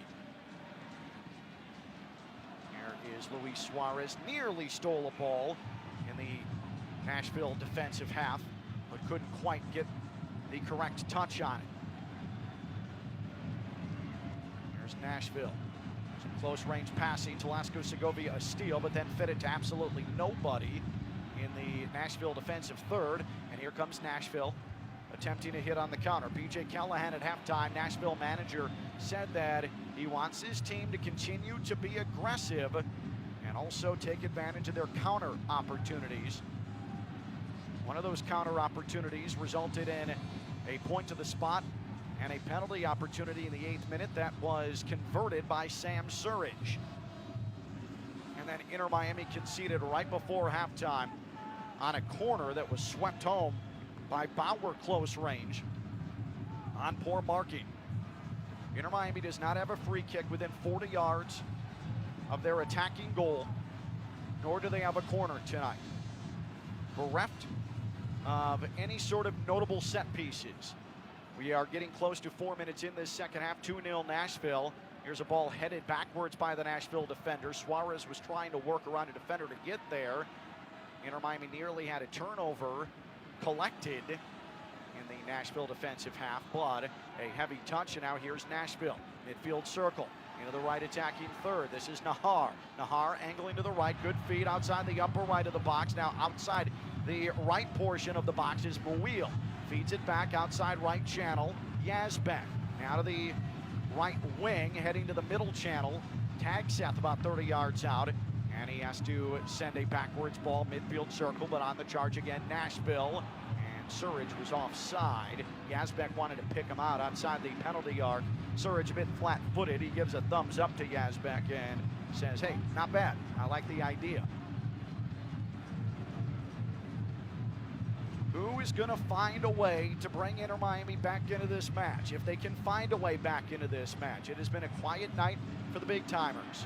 Messi, Suarez, Alba, not much there. And now Inter Miami giveaway, and here's Surridge outside the upper right, right attacking third. Right box, and he put a shot wide of the upper right.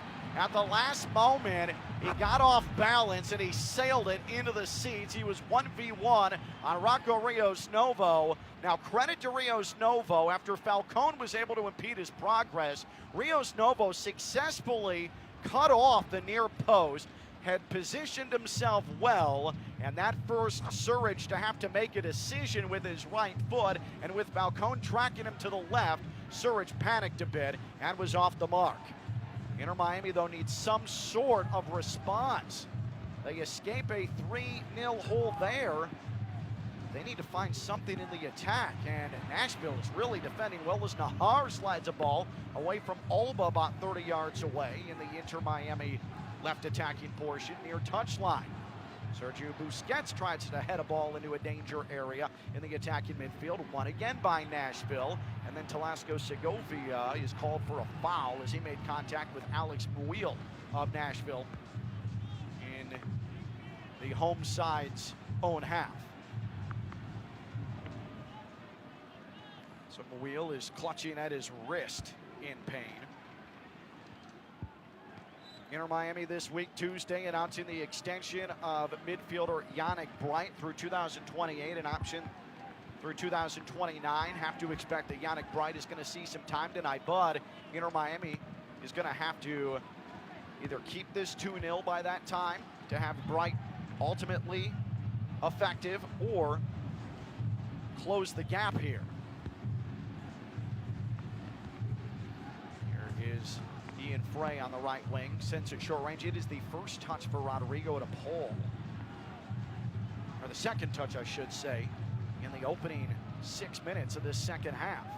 We are closing in on 52 minutes in the game. Here's Jordi Alba, near left touchline. Plays 1-2 with Rodriguez. Alba then dispossessed. Man, he has had a rough night. Tag set into the defensive midfield. Mukhtar makes a turn outside the defensive portion of the midfield O. And it'll be rolled on far side to Bauer. Bauer lifted a ball that took a high wire act on the far touchline, up and over the right foot of Alex Muil. And Inter Miami retrieves from its back line. Busquets, defensive midfield. Inter Miami's taking some really rough touches. This weather is affecting them. Suarez, good ball, pops it up into the air, far right touchline, left attacking third, Frey. Frey against Bauer, the Nashville goal scorer. Frey trying to win a 1v1 battle. He's all the way in the far corner. Now he's traversing the touchline, and he does win a throw-in along the far side in the left attacking third. Nashville has played an extremely physical game, and it has paid off for him. Matteo Silvetti will come on in the 53rd minute. I think this is for Baltasar Rodriguez, and it is. Rodriguez looks like he's still hobbled by an early hit he took to the knee in the opening moments of the second half, but I think he would have come off anyways. Suarez, middle channel, plays it, right box. Allende tackled off the ball. There's contact, and the referee says that there is nothing doing, and it rolls across the end line as Allende grimaces in pain. I think he just lost the handle and then took the contact. In the first half, Allende had a glorious opportunity on a great ball that was crossed right in front of the Nashville goal from Jordi Alba, but Allende, who had his arm grabbed top of the box, impeding a bit of his progress, couldn't get his long, lanky frame on the end of a ball that he still had a great opportunity to touch on into the back of the net. Allende has had a tough time finishing tonight. He did have a goal in game one of this series. 1-0, Inter Miami, but Inter Miami down 2-0, 54th minute. Here's Silvetti near left touchline, trying to get around Muil, and it was stolen away on Matteo Silvetti's first touch. The young Argentinian. Inter Miami attacking midfield. DePaul bananas the ball to the far right end line for Lionel Messi. He's angling left with his dribble to the left flank. Messi rolls a ball, Busquets in the middle. He's going to knife a ball along the near left end line. Jordi Alba just outside the upper left. Here's Suarez, and he had a delivery blocked away. But hustling for the ball is Allende, and he will roll a ball right to the box. Frey is able to keep it in play along the touchline. He wanted to whip in across blindly, and it hit off of Bauer. It's going to be a throw-in for Inter Miami. Good job by Ian Frey to really work for that ball. Bauer with a strong slide tackle. But Frey did well to outrun him. Looks like Frey's going to try and throw this from the far side into the box. Takes his run up, sends it high into the air right box, and headed out of danger by Nashville. Now a fight for it, and Inter Miami is going to win it back in the attacking midfield.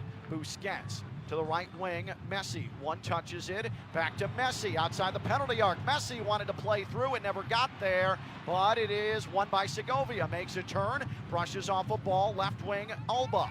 Alba will hold up play outside the upper left of the box. Roll it back 30 yards away, Segovia. Black-clad Inter Miami, left attacking third. DePaul into the middle. Allende, one touch, right box, and he did not have a cross that was able to find the end game.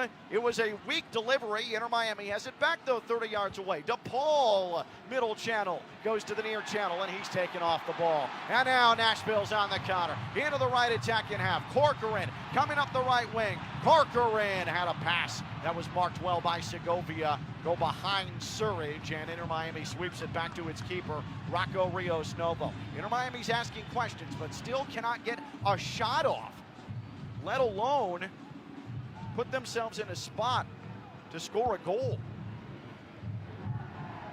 Suarez tried to dummy in the attacking midfield, and it rolled right to Nashville, but Inter Miami wins it back with Allende. Now here's Messi on the right wing. Messi, great ball, Suarez, right box, but Palacios was able to sweep in and repossess the ball, but Suarez was also offside, so it wouldn't have mattered. Suarez is down, claiming he got hit in the face. And now Maxi Falcone down as well for Inter Miami. 57th minute, Nashville 2, Inter Miami 0. Inter Miami is starting to show some life in the attack. But as we mentioned, no shots yet, despite dominating possession in the second half. No shots have been registered by Inter Miami. Only 4 on the match for Inter Miami. They had 12 in game number 1.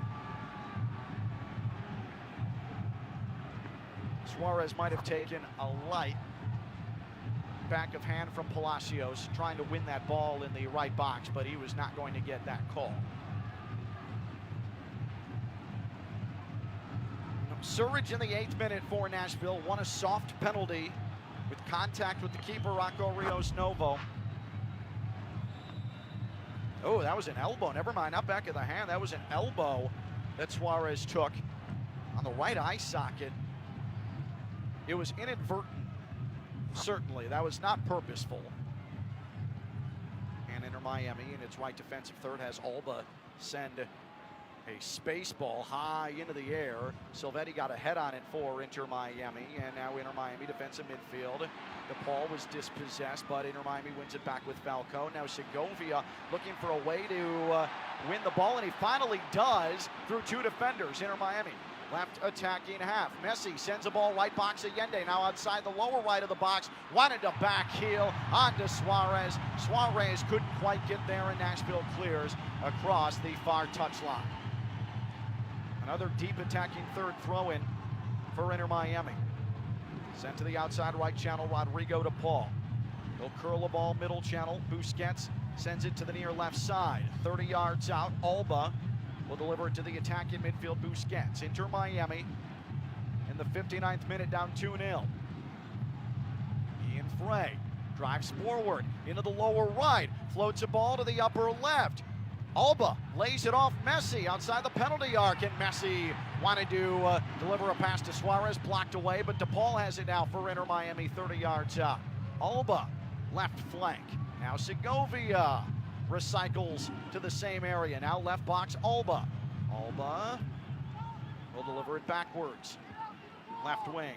Segovia, now DePaul, one touches it to the attacking midfield, Busquets. Now Falcone, right wing, wants to feed Allende, lower right. Allende's ripped to the ground, and it rolled across the end line, and Allende, who was tied up with Zimmerman, could not get the call. And Zimmerman, yeah, he shielded him off the ball. Allende simply got shielded off the ball. Zimmerman, a good defensive play there. He was even hip to hip with Allende, and Alan Chapman made the right call. Allende has been in dangerous positions, but he has not made effective, dangerous plays, if that makes sense. And we welcome you to the hour mark.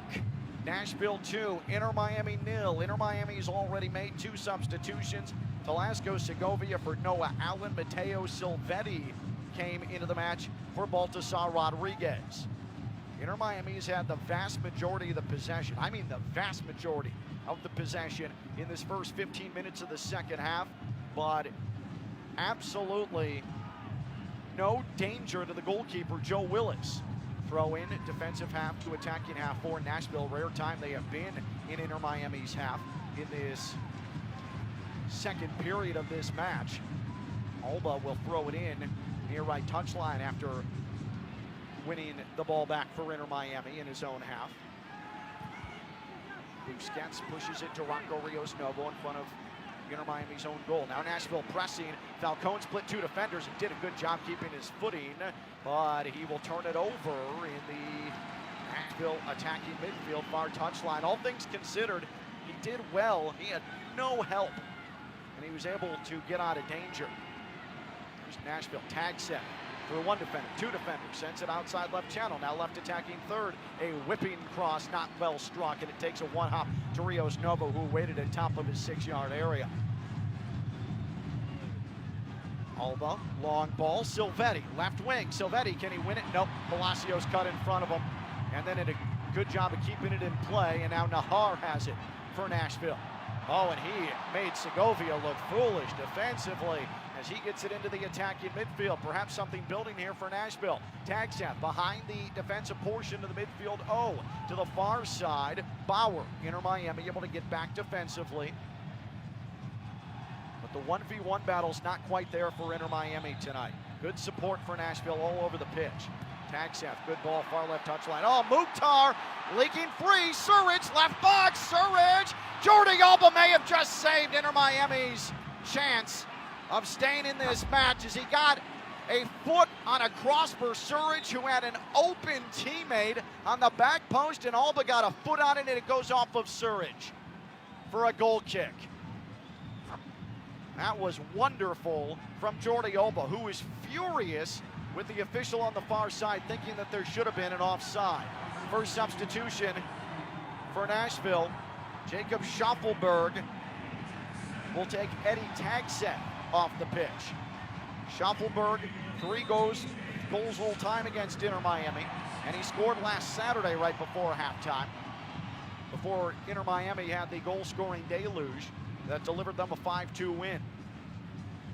Right now, it's Nashville 2, Inter Miami 0, and the weather was much more beneficial 2 weeks ago here at Giannis Park.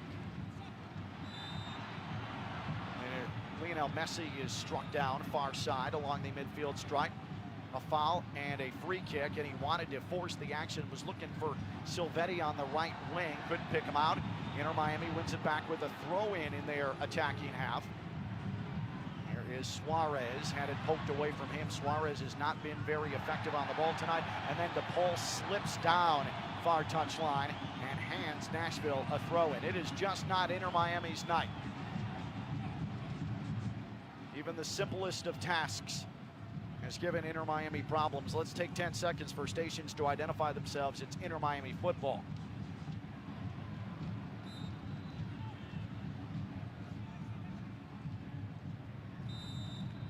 Ken LaVicka back with you from Giannis Park. Inter Miami down 2-0 to Nashville. Alan Rodriguez, on-site engineer. Mike Rizzo back to the network studios in West Palm Beach. 64th minute. Inter Miami in the right attacking third, left attacking third, where they've been most of the half, but still no shot on target and no shot period in this second half. That is going to have to change. Nashville has done very well to plug up all channels for Inter Miami goal scoring success. Inter Miami has won 10 straight, or been unbeaten 10 straight against Nashville, I should say, going back to 2023, especially since the Lionel Messi era began at Inter Miami. Inter Miami deep into the Nashville half. Middle channel now, Segovia about 35 yards out. Right foot's a ball to DePaul for Inter Miami. He'll send it back to the near side. Busquets. Busquets, good job to get through traffic, sends it near left touchline. Alba whips in a left-footed cross, and it's loose in the box. Allende, 2 heavy touches. Now Frey trying to feed it through in traffic, and it was blocked away, and it goes across the end line, and it's a goal kick. Willis made a play on the ball in the box. Alba delivered it, and Joe Willis made a point-blank save on Luis Suarez, who hit it off his right foot. Willis, right place, right time. And then it went off of Palacios of Nashville. Tadeo Allende, 2 heavy touches, or he could have swiped a right foot on the ball. Instead, he had to defer to Frey, and Frey lost it on a play. So Inter Miami does have a shot on target. That's 2 tonight. Suarez has both of them. But man, Inter Miami unable to convert on that. And that might be curtains. That was a glorious opportunity. And then Ian Frey concedes a corner as Nashville rushed all the way to the other end with Jacob Schaffelberg. Oh, Inter Miami is going to rue Suarez not being able to push that ball past Joe Willis in the 65th minute. I mean, that was point blank, and Willis, who has been so poor against Inter Miami since Lionel Messi came to South Florida. 17 goals allowed, all competitions, including 7 in the last 2 matches he's faced him. That's the best save he's made. That's his best sequence in years against Inter Miami. Nashville 2, Inter Miami 0, 66th minute. Mukhtar, corner, far side to near side. It is an in-swinger, and it nearly found a head in the middle of the box, and Nashville had. Inter Miami able to play it outside the box, and Jordi Alba wins a deep defensive corner near side throw-in, beating Corker into the ball. So Inter Miami has to work all the way off its own end line. Nashville has completely neutralized Lionel Messi tonight. Messi, who has absolutely dominated Nashville. 12 goals all time against Nashville. And 9 in 5 official MLS matches against them. He has not had a lot of room to operate tonight. Speaking of, here's Messi, middle channel, 30 yards out, and had a pass that was easily intercepted by Nahar, left of the box. Defensive midfield, Nashville. Now attacking midfield. Coming up the left wing. This is Surridge. Sends it left of the box. A rolling cross. It falls to Surridge, and then contact. Surridge goes to ground. He wanted a penalty, and the referee said play on, and I think Segovia might have gotten away with one for Inter Miami.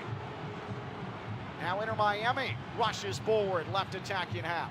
Messi, right of the box, Silvetti. Could he get there? The answer is no. But he did win a throw, and no, it's going to be a goal kick. Silvetti can't believe it. Or is it a throw-in for Inter Miami? Yeah, I think Telasco Segovia absolutely got away with one here. Busquets was able to intercept a cross, and then Segovia probably should have been called for a penalty. Surridge should have had his second penalty kick awarded tonight. Inter Miami just got a gigantic break, but in the 69th minute, it does no good if Inter Miami doesn't take advantage of it. It's funny, Surridge was awarded a penalty in the 8th minute. It was very questionable. That one was obvious, and he didn't get the benefit of the doubt on that, but he did on the soft one early in the match.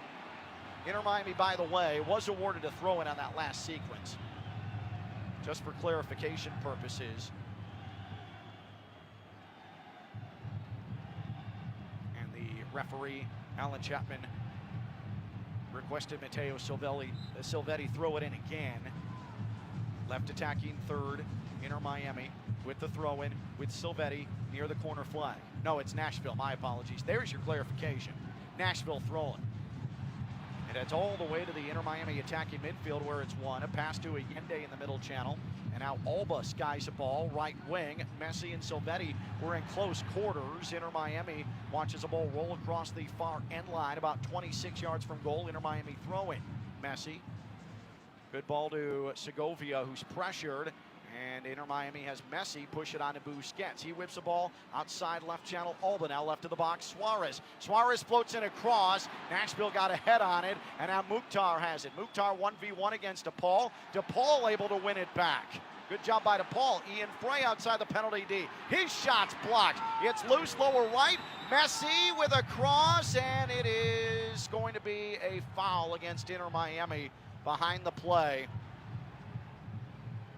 That's Nahar who's laying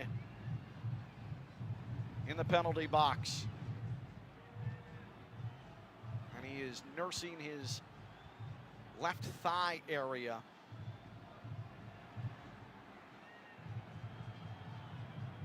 Well, these type of nights have happened for Inter Miami a couple of times this season. There's just no room to operate. Yeah, Suarez caught Nahar with a horse kick-like right back kick. I don't know if that was purposeful or not, but the referee did make the right call. I don't know if there was much necessity for Suarez to whip his leg out like that, with Inter Miami a potential opportunity. Rocco Rios Novo as we restart play in front of his own goal for Inter Miami. And he will send it off to DePaul. DePaul, far right touchline. The crowd wanted a handball on DePaul. The referee said that nothing happened. And then finally a late whistle. Alan Chapman, as Inter Miami was rushing into the left attacking half. No, they're going to give the ball to Nashville. Ian Frey was knocked to the ground, and the referee said, nope, we're giving it to Nashville as Frey touched the ball. I'm going to say this, and I don't want to be controversial here, but Alan Chapman has had one of the most inconsistent nights of any referee I can remember all season long in MLS play. It is downright confusing. What's a foul? What's not? He's missed several calls. He's concocted several fouls that haven't been there. This is really bizarre. And then Mukhtar was ripped down just outside the box in the right attacking third. Probably should have been awarded a free kick for Nashville. And now Nashville wins the ball back in the Inter Miami half. Oh, beautiful ball, Nahar from the near side to the left box, and Surridge absolutely whiffed on a beautiful attempt, tried to one-time it with a right foot, and he sent it 10 yards over Rocco Rios Novo's goal. Oh, Surridge with his right foot sent that ball 15 rows deep, and Inter Miami somehow, someway, still down only 2-0, but they need to find a goal, and it needs to happen soon in a driving monsoon-like rainstorm. Falcone tries to thread the needle on a ball right of the box, and a wonderful tackle from Schaffelberg away from Ian Frey, and then Ian Frey plays the ball across the far end line, or touch line, I should say. Man, Nashville has been, credit to Nashville, their defense, their aggressiveness, their want for the ball has been exceptional. It is everything, if you're a Nashville fan, you needed to see with the season on the line. Boy, there are bodies being thrown all over the place, and Alan Chapman has officially swallowed his whistle. It is not even in his esophagus any longer. It has reached his stomach. I mean, this is wild. We bring you to the 74th minute with Inter Miami trailing Nashville 2-0 in Game 2 of the first-round MLS Cup playoffs. Alba wanted Silvetti left box. He shielded off the ball, and then Nahar on his back heel, sending Silvetti sprawling defensively. And now on the counter, here's Nashville. And here's Yazbek, right attacking third. Yazbek, middle channel, has options, 4-on-3. Yazbek, left box, Surridge, his cross. It rolls in front of the 6-yard box, and Segovia able to play it before it reached Mukhtar. And then Jordi Alba got kicked. And Alan Chapman does stop play with a foul. And Nashville, they have not had the ball much in this second half, but they have maximized opportunities. They haven't scored yet, but their counter is extremely, extremely effective, putting pressure on Inter Miami. Inter Miami left attacking third. DePaul to the left of the box. Alba, good trap there. Now outside the upper left, it's Matteo Silvetti. Sends it to the opposite side, right wing. DePaul into the box, sent away. Ian Frey, or make that Luis Suarez, goes to ground, claiming he got hit in the face. Meanwhile, Nashville trying to go coast to coast into the right attacking third, chugging along Yazbek. Yazbek into the right wing, and he fires a shot, and it is saved away by Rios Novo on the near post across the end line. What an effort from Patrick Yazbek of Nashville. Got right around Sergio Busquets, raced forward. DePaul got hip to hip with him, But then from a tough angle, Yazbek, a wonderful, wonderful attempt, falling away that was destined for the upper right of goal, and Rios Novo forced into the save. That was a beautiful, beautiful effort play from Nashville's Yazbek. And now Nashville in no hurry to deliver this corner. Near side to far side. Nashville via Mukhtar scored on a corner already tonight right before halftime. Here is the outswinger to the middle. And a late head is put on it by Inter Miami, and it's across the end line. It'll be another near side to far side corner in Nashville's right attacking third. This will not help the cause. Inter Miami not being in possession here. This will milk at least another minute off the clock. 2-0 Nashville. 76-40, 76-41, 76-42.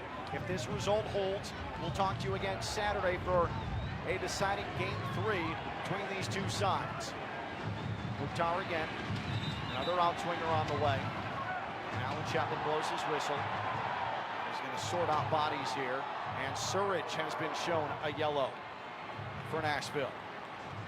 Probably about 50 minutes too late based on what we saw from him in the opening 20 minutes. Surridge just shoved Maxi Falcone to the ground in the box. But no foul. Still get the corner, just Nashville. And here is the outswinging corner, a head on it, and it hit off the right side netting. Zimmerman got his forehead on it. There is an injured Nashville player. I believe that's Yazbek laying in the box. I think Zimmerman actually made contact with his teammate. That's Muil who took the contact. Yep, I think Zimmerman ran into Muil as they were both trying on the near post to get to that ball off the Nashville set piece.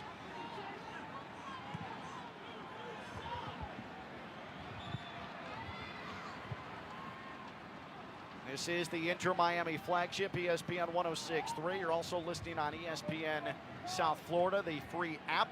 And now we have a very convenient cramp for Nashville. That's being tended to in the 78th minute. 2-0 Nashville on top of Inter Miami. And hello to everybody who is streaming worldwide on YouTube. We appreciate you being with us on this Saturday night in the Eastern time zone. It is just shy of 9:30 p.m. Substitutions coming for Nashville, 2 of them. We'll get that sorted out. It'll be Ahmed Qasim and Brian Acosta who enter.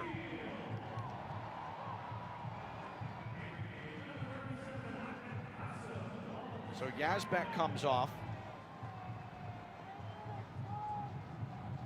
for Qasim. And then Brian Acosta takes Muil off, who got hit in the face and is receiving some medical advice from the physio.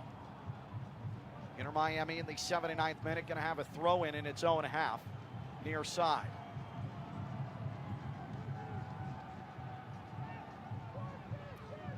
If you are streaming on YouTube, as always, feel free to hit the chat and we'll correspond during the course of the match.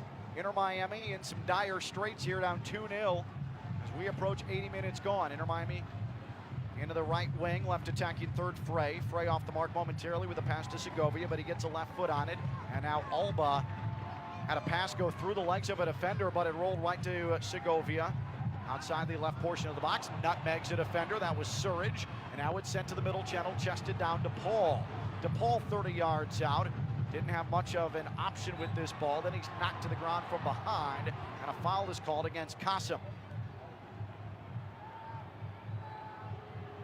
Inter Miami, 2 shots on target tonight. Only 1 shot attempted. That was a shot on target in this second half. Suarez denied. Here's Messi with a left foot high ball free kick. Headed up into the air by Falcone. And it's going to go across the right end line and out of play, and a goal kick for Nashville. Everything is so aggressively marked by Nashville. They have fed off the energy of this hardy home crowd that has braved the extreme elements. I mean, it has been miserable, miserable weather here tonight.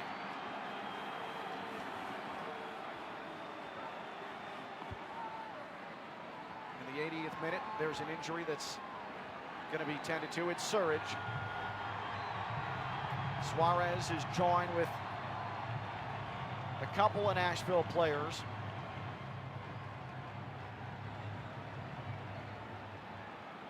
Surridge has been a pest tonight. He's a prolific goal scorer, but he has also been a pest. Throwing elbows, shoving Inter Miami players, going down, needing treatment in the 81st minute now, doing everything he needs to do. You can be frustrated with it, but the former Nottingham Forest man, he has played winning football tonight for Nashville.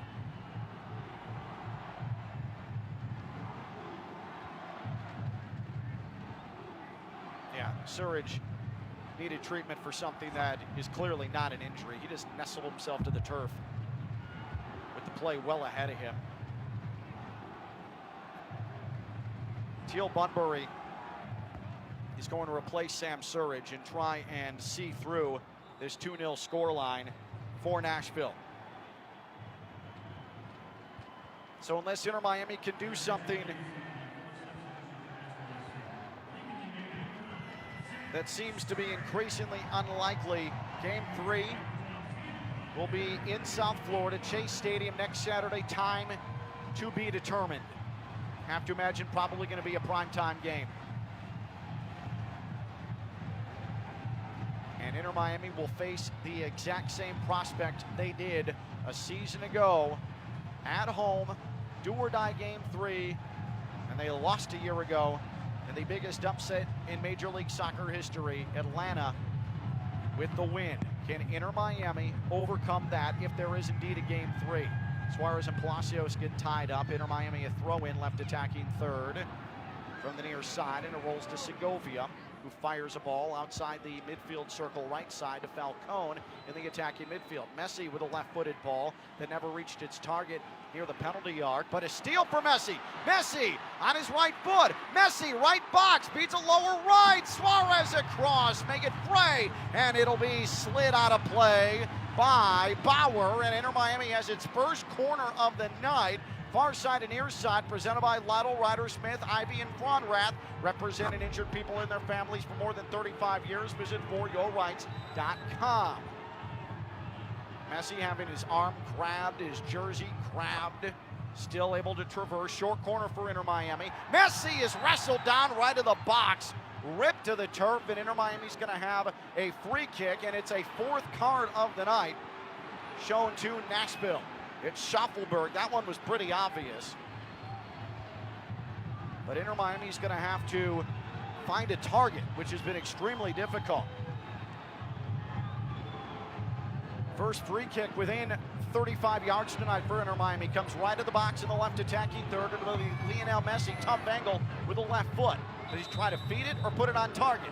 There's the whistle from the referee. Messi, left foot, sends it into the 6-yard box, and Nahar was able to get on it. It's fed back into the middle by Frey. It'll roll to Jordi Alba near left touchline, 35 yards out. Now middle channel, Rodrigo to Paul for Inter Miami.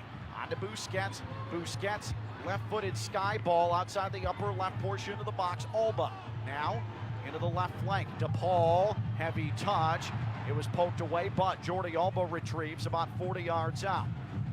Alba, near left touchline, Matteo Silvetti. Step over. A low rolling cross with a left foot, cleared away easily near left touchline. Inter Miami's going to have a throw-in. Silvetti hasn't made much of an impact since substituting on. Here's DePaul.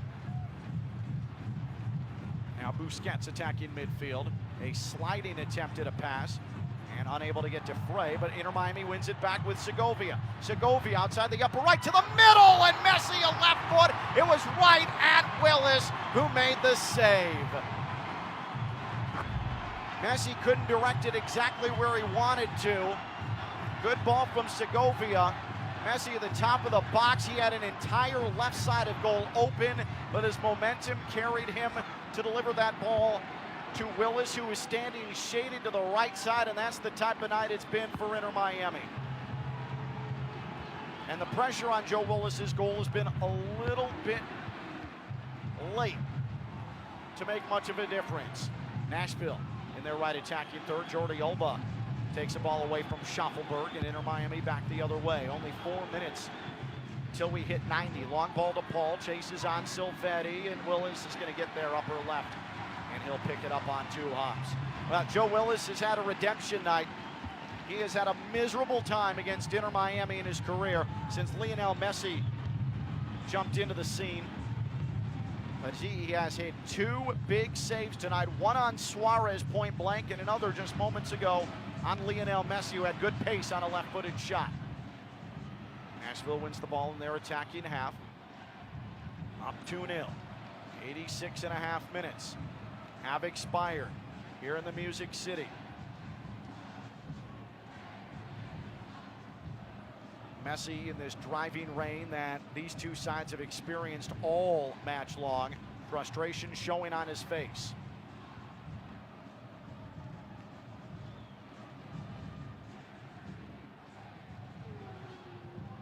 Here's Busquets from his own half.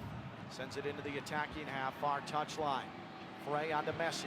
Messi charges forward. Messi left-footed delivery to the top of the box. Suarez mishandled, still loose in the area. And then Nashville able to win it. And here comes Mukhtar. Racing forward into the midfield circle. Got right by Busquets. Mukhtar has an option to his right. Mukhtar plays it into the upper portion of the box. And Inter Miami able to get back and win it away. As Bunbury was chasing it. Segovia spinning on a defender, and he's going to traverse into the attacking half and spray it out to Alba. There are some heavy legs here for Inter Miami.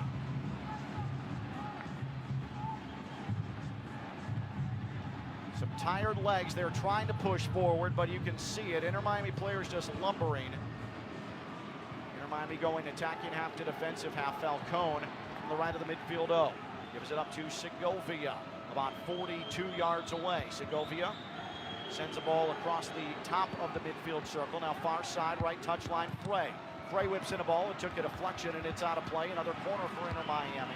Far side and near side as that sailed across the right-hand line. Presented by Leiter Ryder Smith, Ivy, and Fronrath, represented injured people and their families for more than 35 years. Visit foryourrights.com. Rodrigo to Paul.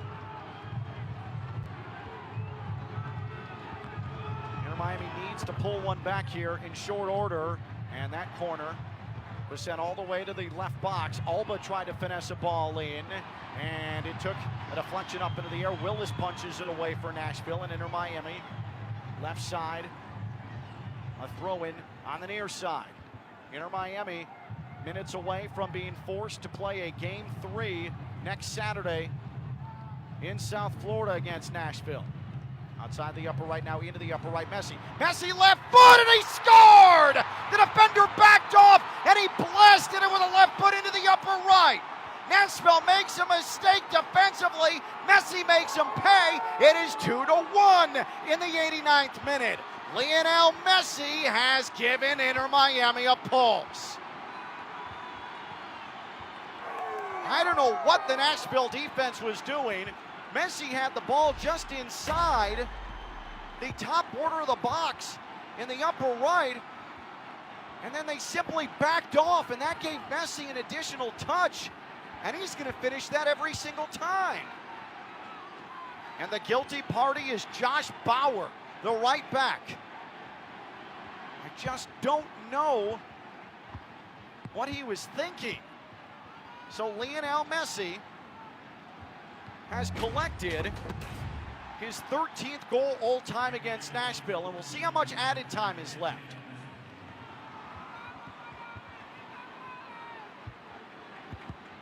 We're about to find out. Inter Miami back into the left attacking half, trying to develop the attack. Here's Suarez in the defensive midfield. Now in the midfield, it's to Paul. He chops the ball back to Busquets, who gets to about 35 yards away. Holds up play. And out of the middle channel, here's Segovia. Segovia up the left wing, near left touchline, Alba. Alba, can he get around a defender? The answer is no. Nashville won it back.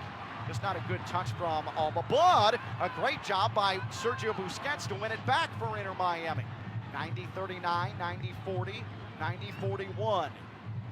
We still haven't seen it's 6 minutes. 6 minutes of added time. Today, Oyende sends it along the far right touchline. Falcone, now DePaul. DePaul sent it right to Nashville's Brian Acosta. Now the chase is on. Falcone wiped that out in the Inter Miami half. Inter Miami back into the attacking half. Midfield, Segovia charges forward. Segovia had a pass blocked away. Javier Mascherano for Inter Miami. He's collected a yellow card just moments ago. Right wing DePaul. DePaul outside the upper right of the box. Allende. Now to Messi. Messi had it punched away, but rolls to DePaul. DePaul square ball, far side and near side with great pace to Alba, who handled it well. He floats in across, just headed over the crossbar by Matteo Silvetti. Outside the 6-yard area, Alba put it on a platter, and Silvetti just off the mark in the 91st. Oh, Silvetti, the timing just not quite there. Oh, he got a great head on that. He was trying to direct it behind him. He put it over the bar by about a foot. Oh, Silvetti made a great effort on that ball from Alba. It is 2-1 Nashville. Joe Willis claims he has a lower back injury after that. We have played 2 minutes of 6. Nashville 2, Inter Miami 1. Lionel Messi right before the 90-minute mark with a goal. The referee, Alan Chapman, looks at his watch to see how much additional time he needs to put on to the added 6 with the Willis injury. Javier Mascherano clapping his hands, willing on his bench. High goal kick, Willis. Busquets is brought to the ground. The referee says play on, and Nashville is going to send a ball deep into the attacking third. Good job by Falcone, who backwards had a ball. One hop to Rios Novo in his own box, and now the journey forward again for Inter Miami. Here's Ian Flay. 2-1 Nashville. Busquets near side. He's going to come into the left attacking half with great urgency. He's met by a defender. They wrestle, they fight. It's Corcoran. The referee says play on as Busquets was WWE'd to the ground. And now in the left attacking third, good ball. Inter Miami has Ian Frey right of the box. Ian Frey on his right foot, sends it off right wing to Paul. DePaul about 30 yards out. Stutter step. Good pace on a cross, but it was headed away by Nashville. They had good positioning. It goes out of play. DePaul a throw in. 93.5 minutes. There's still about 2.5 minutes of added time and whatever additional is tacked on. Midfield circle, attacking side. Segovia for Inter Miami. Now 30 yards away to Paul. DePaul sends it right box, lower right, and Suarez is chested to the ground, and it goes across the end line, and this is going to be a goal kick for Nashville. It was Acosta who went shoulder to shoulder with Suarez. Suarez has had a tough time. If Inter Miami can't draw this level, Game 3 next Saturday night in South Florida. This best-of-3 series. We are now at 94-12, and Willis taking his time. Can Inter Miami pull off a miracle, draw level, and force penalties? They've had their opportunities in this second half. Lionel Messi finally was able to finalize a chance. Long ball forward, the chase is on, and Palacios feeds it to Willis, who panicked a little bit, sent a ball about 20 yards out, and Inter Miami's going to get back on the end of it with Ian Frey. But Rodrigo to Paul could not find Falcone. That was Messi, rather, with a off-the-mark pass. And now a foul against Inter Miami as Busquets wiped out Corcoran along the near right touchline. And we might have seen the final opportunities of the night for Inter Miami. 95-12, 95-13 of an additional 6. Javier Mascherano looks on. Nashville's called for a handball. And this might be final time down the pitch for Inter Miami. Down 2-1. Quickly into the left attacking half, far side is Ian Frey. Frey got through one defender, got through a second defender, then he's taken down from behind, and it'll be a free kick for Inter Miami, about even with the right border of the box, 35 yards out, and a 5th card for Nashville is shown tonight. It'll be Lionel Messi from great distance. 95-53, 95-54, pushing and shoving in the box. Messi stands over it. 2-1 Nashville. We have now crossed the 96-minute threshold. Messi with the free kick, gets the whistle, sends it to the middle, headed away by Nashville, and the clearance from Mukhtar, and that should just about do it. Rios Novo comes up into the attack for Inter Miami. Inter Miami being allowed one more opportunity, but they got to go forward. Segovia now to the border, the left attacking third. Here's DePaul. DePaul through a defender, through a second. DePaul top of the box, and that's handled by Mukhtar. And now Inter Miami will watch the final whistle be blown. That's it. And Inter Miami will face a do-or-die Game 3 for a second straight year. Inter Miami unable to close out the series on this Saturday night. Nashville uses 2 first-half goals and then hangs on for dear life. Nashville 2, Inter Miami 1. That is the final scoreline. Lionel Messi with a late goal to make it dramatic and give Inter Miami a chance to force penalties, but Inter Miami could not find the equalizer, and Joe Willis made 2 strong game-winning saves tonight for Nashville. So it is time to cinch it up for Inter Miami and gather itself, because the season is on the line next Saturday night. Inter Miami's run of 10 straight unbeaten against Nashville comes to an end tonight, and the man of the match is going to be Sam Surridge for Nashville. He scores from the spot in the 8th minute and was a menace for Inter Miami all match long. Sam Surridge, he of 24 goals in the MLS regular season. His penalty in the 8th minute, he got the benefit of a call in the box on Inter Miami keeper Rocco Rios Novo, and he set the tone for Nashville. Nashville 2, Inter Miami 1. That time for Game 3 next Saturday is to be determined. We will let you know as soon as we know.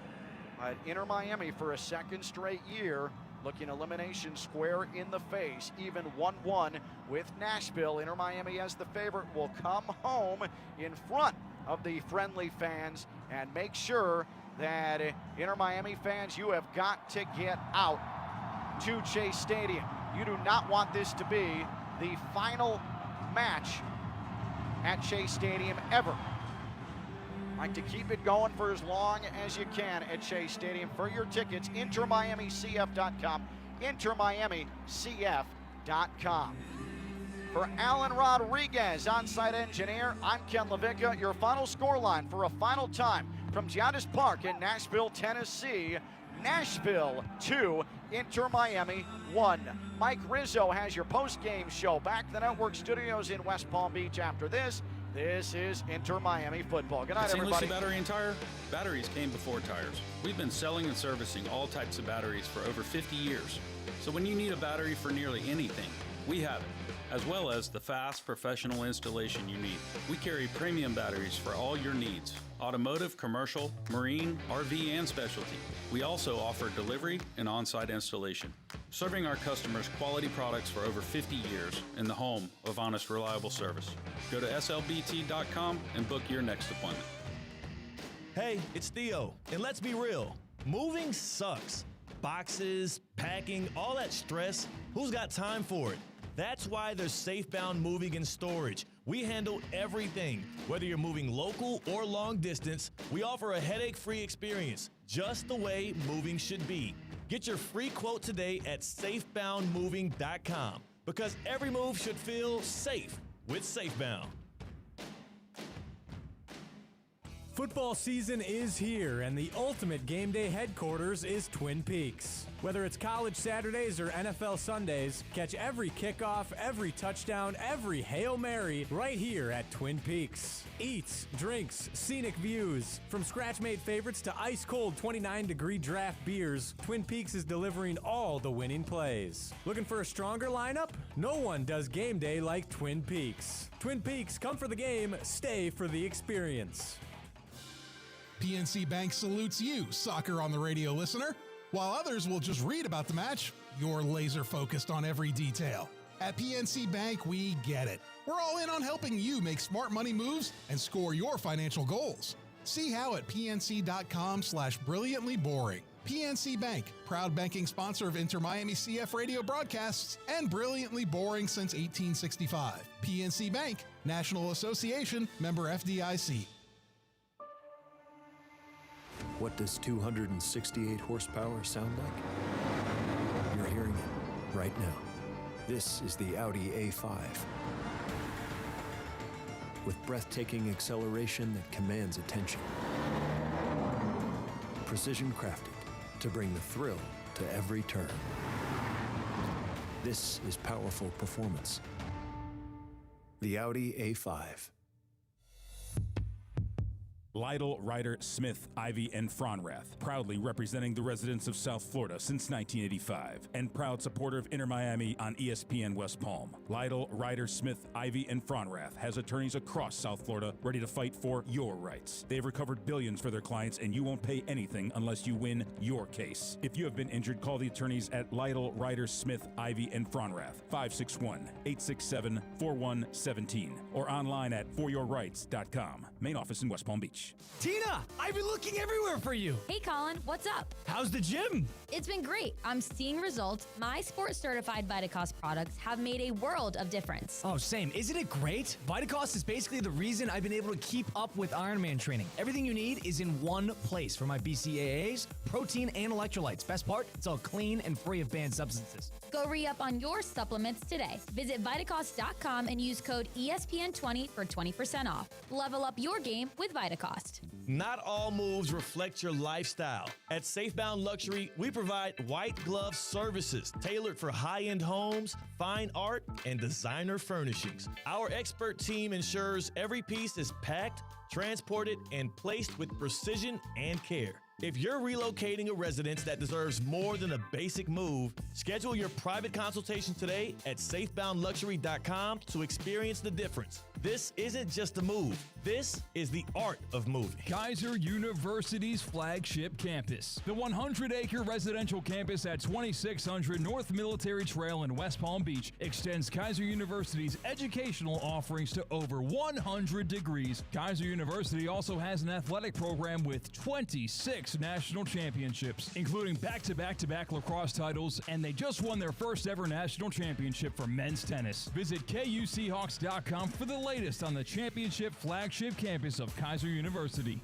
For nearly 30 years, Jay Zolo and Associates has helped local businesses harness the full power of QuickBooks. This holiday season, they're thankful for the confidence their clients place in them year after year. From setup and cleanup to troubleshooting, management, and personalized QuickBooks training, Jay Zolo brings clarity and reliability to your financial process. Jay Zolo makes QuickBooks work the way it should for the way you work. Visit jzolo.com to learn more. That's JZOLLO.com. Football season is here, and the ultimate game day headquarters is Twin Peaks. Whether it's college Saturdays or NFL Sundays, catch every kickoff, every touchdown, every Hail Mary right here at Twin Peaks. Eats, drinks, scenic views. From scratch-made favorites to ice-cold 29-degree draft beers, Twin Peaks is delivering all the winning plays. Looking for a stronger lineup? No one does game day like Twin Peaks. Twin Peaks, come for the game, stay for the experience. The pink smoke is in the air. This is the Inter Miami Postgame Show. Here's Mike Rizzo. Final score out of Geodis Park. Nashville winners 2-1. Inter Miami and Nashville will have a do-or-die Game 3. A decisive Game 3. Winner will move on to the second round. Our Inter Miami Herons had a chance to close the series out tonight with a win. They were unable to do it. Nashville winning 2-1. Our Herons going to be hosting Nashville coming up this next Saturday. We do not know the time yet. We will keep you guys updated on your Inter Miami radio network throughout the week. Let's get into the match facts and stats from the fixture. Once again, Nashville 2, Inter Miami 1. Sam Surge with a penalty kick in the 9th minute, and Josh Bauer with a 45th minute goal. Lionel Messi managed to get into the back of the net in the 89th minute to make extra time a little interesting, but Nashville able to candy bar the door and force a Game 3. Inter Miami dominated the possession, as they always do, 61% to 39. Expected goals, Nashville coming out on top on that one, 2.12, compared to Inter Miami's 1.9. There were 22 shots total in the game, 12 for our Herons, 10 for Nashville. 5 shots on target for Nashville, 3 for the Herons, 3 big chances for Nashville, 4 big chances for Inter Miami. And here's a big stat, too.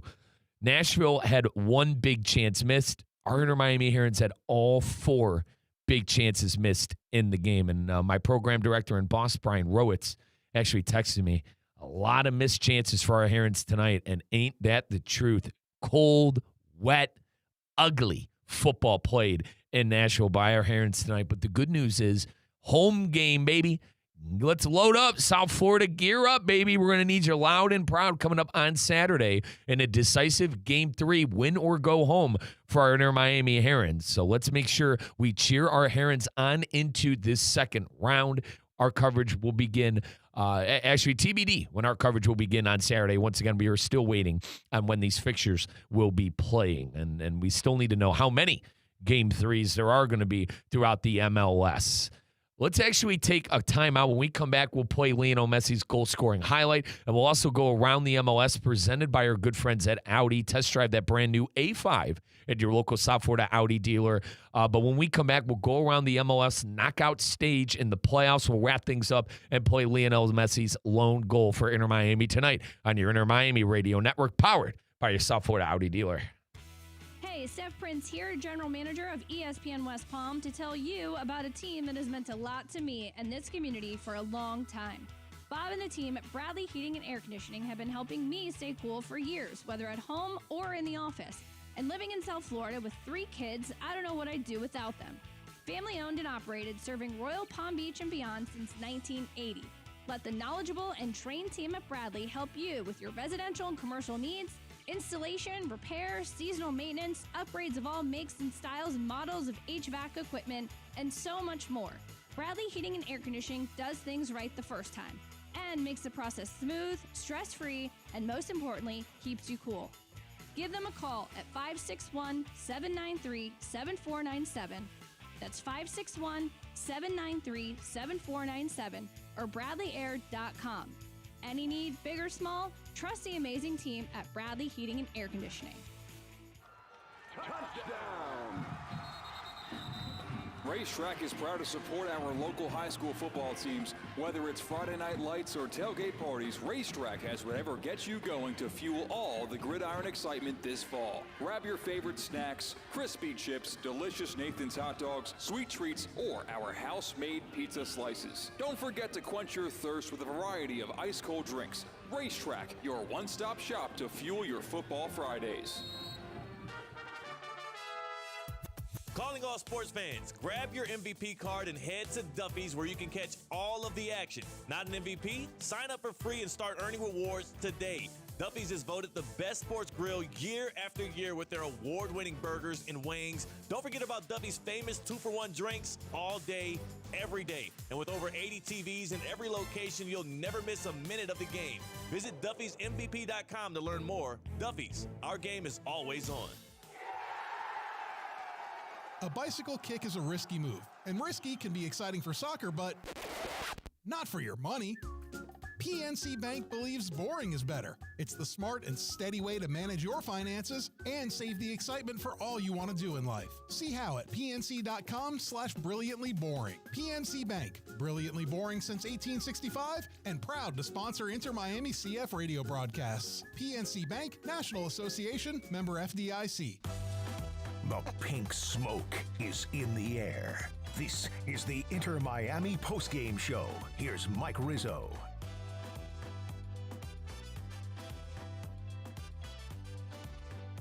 Messi left foot and he scores!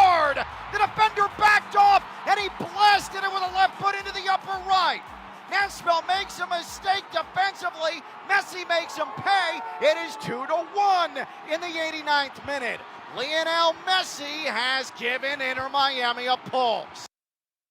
Final score 2-1, Nashville beating our Inter Miami Herons in Nashville at Geodis Park. That was the lone goal-scoring goal for Lionel Messi in the fixture and lone goal for Inter Miami in general. Our Herons struggled mightily offensive tonight.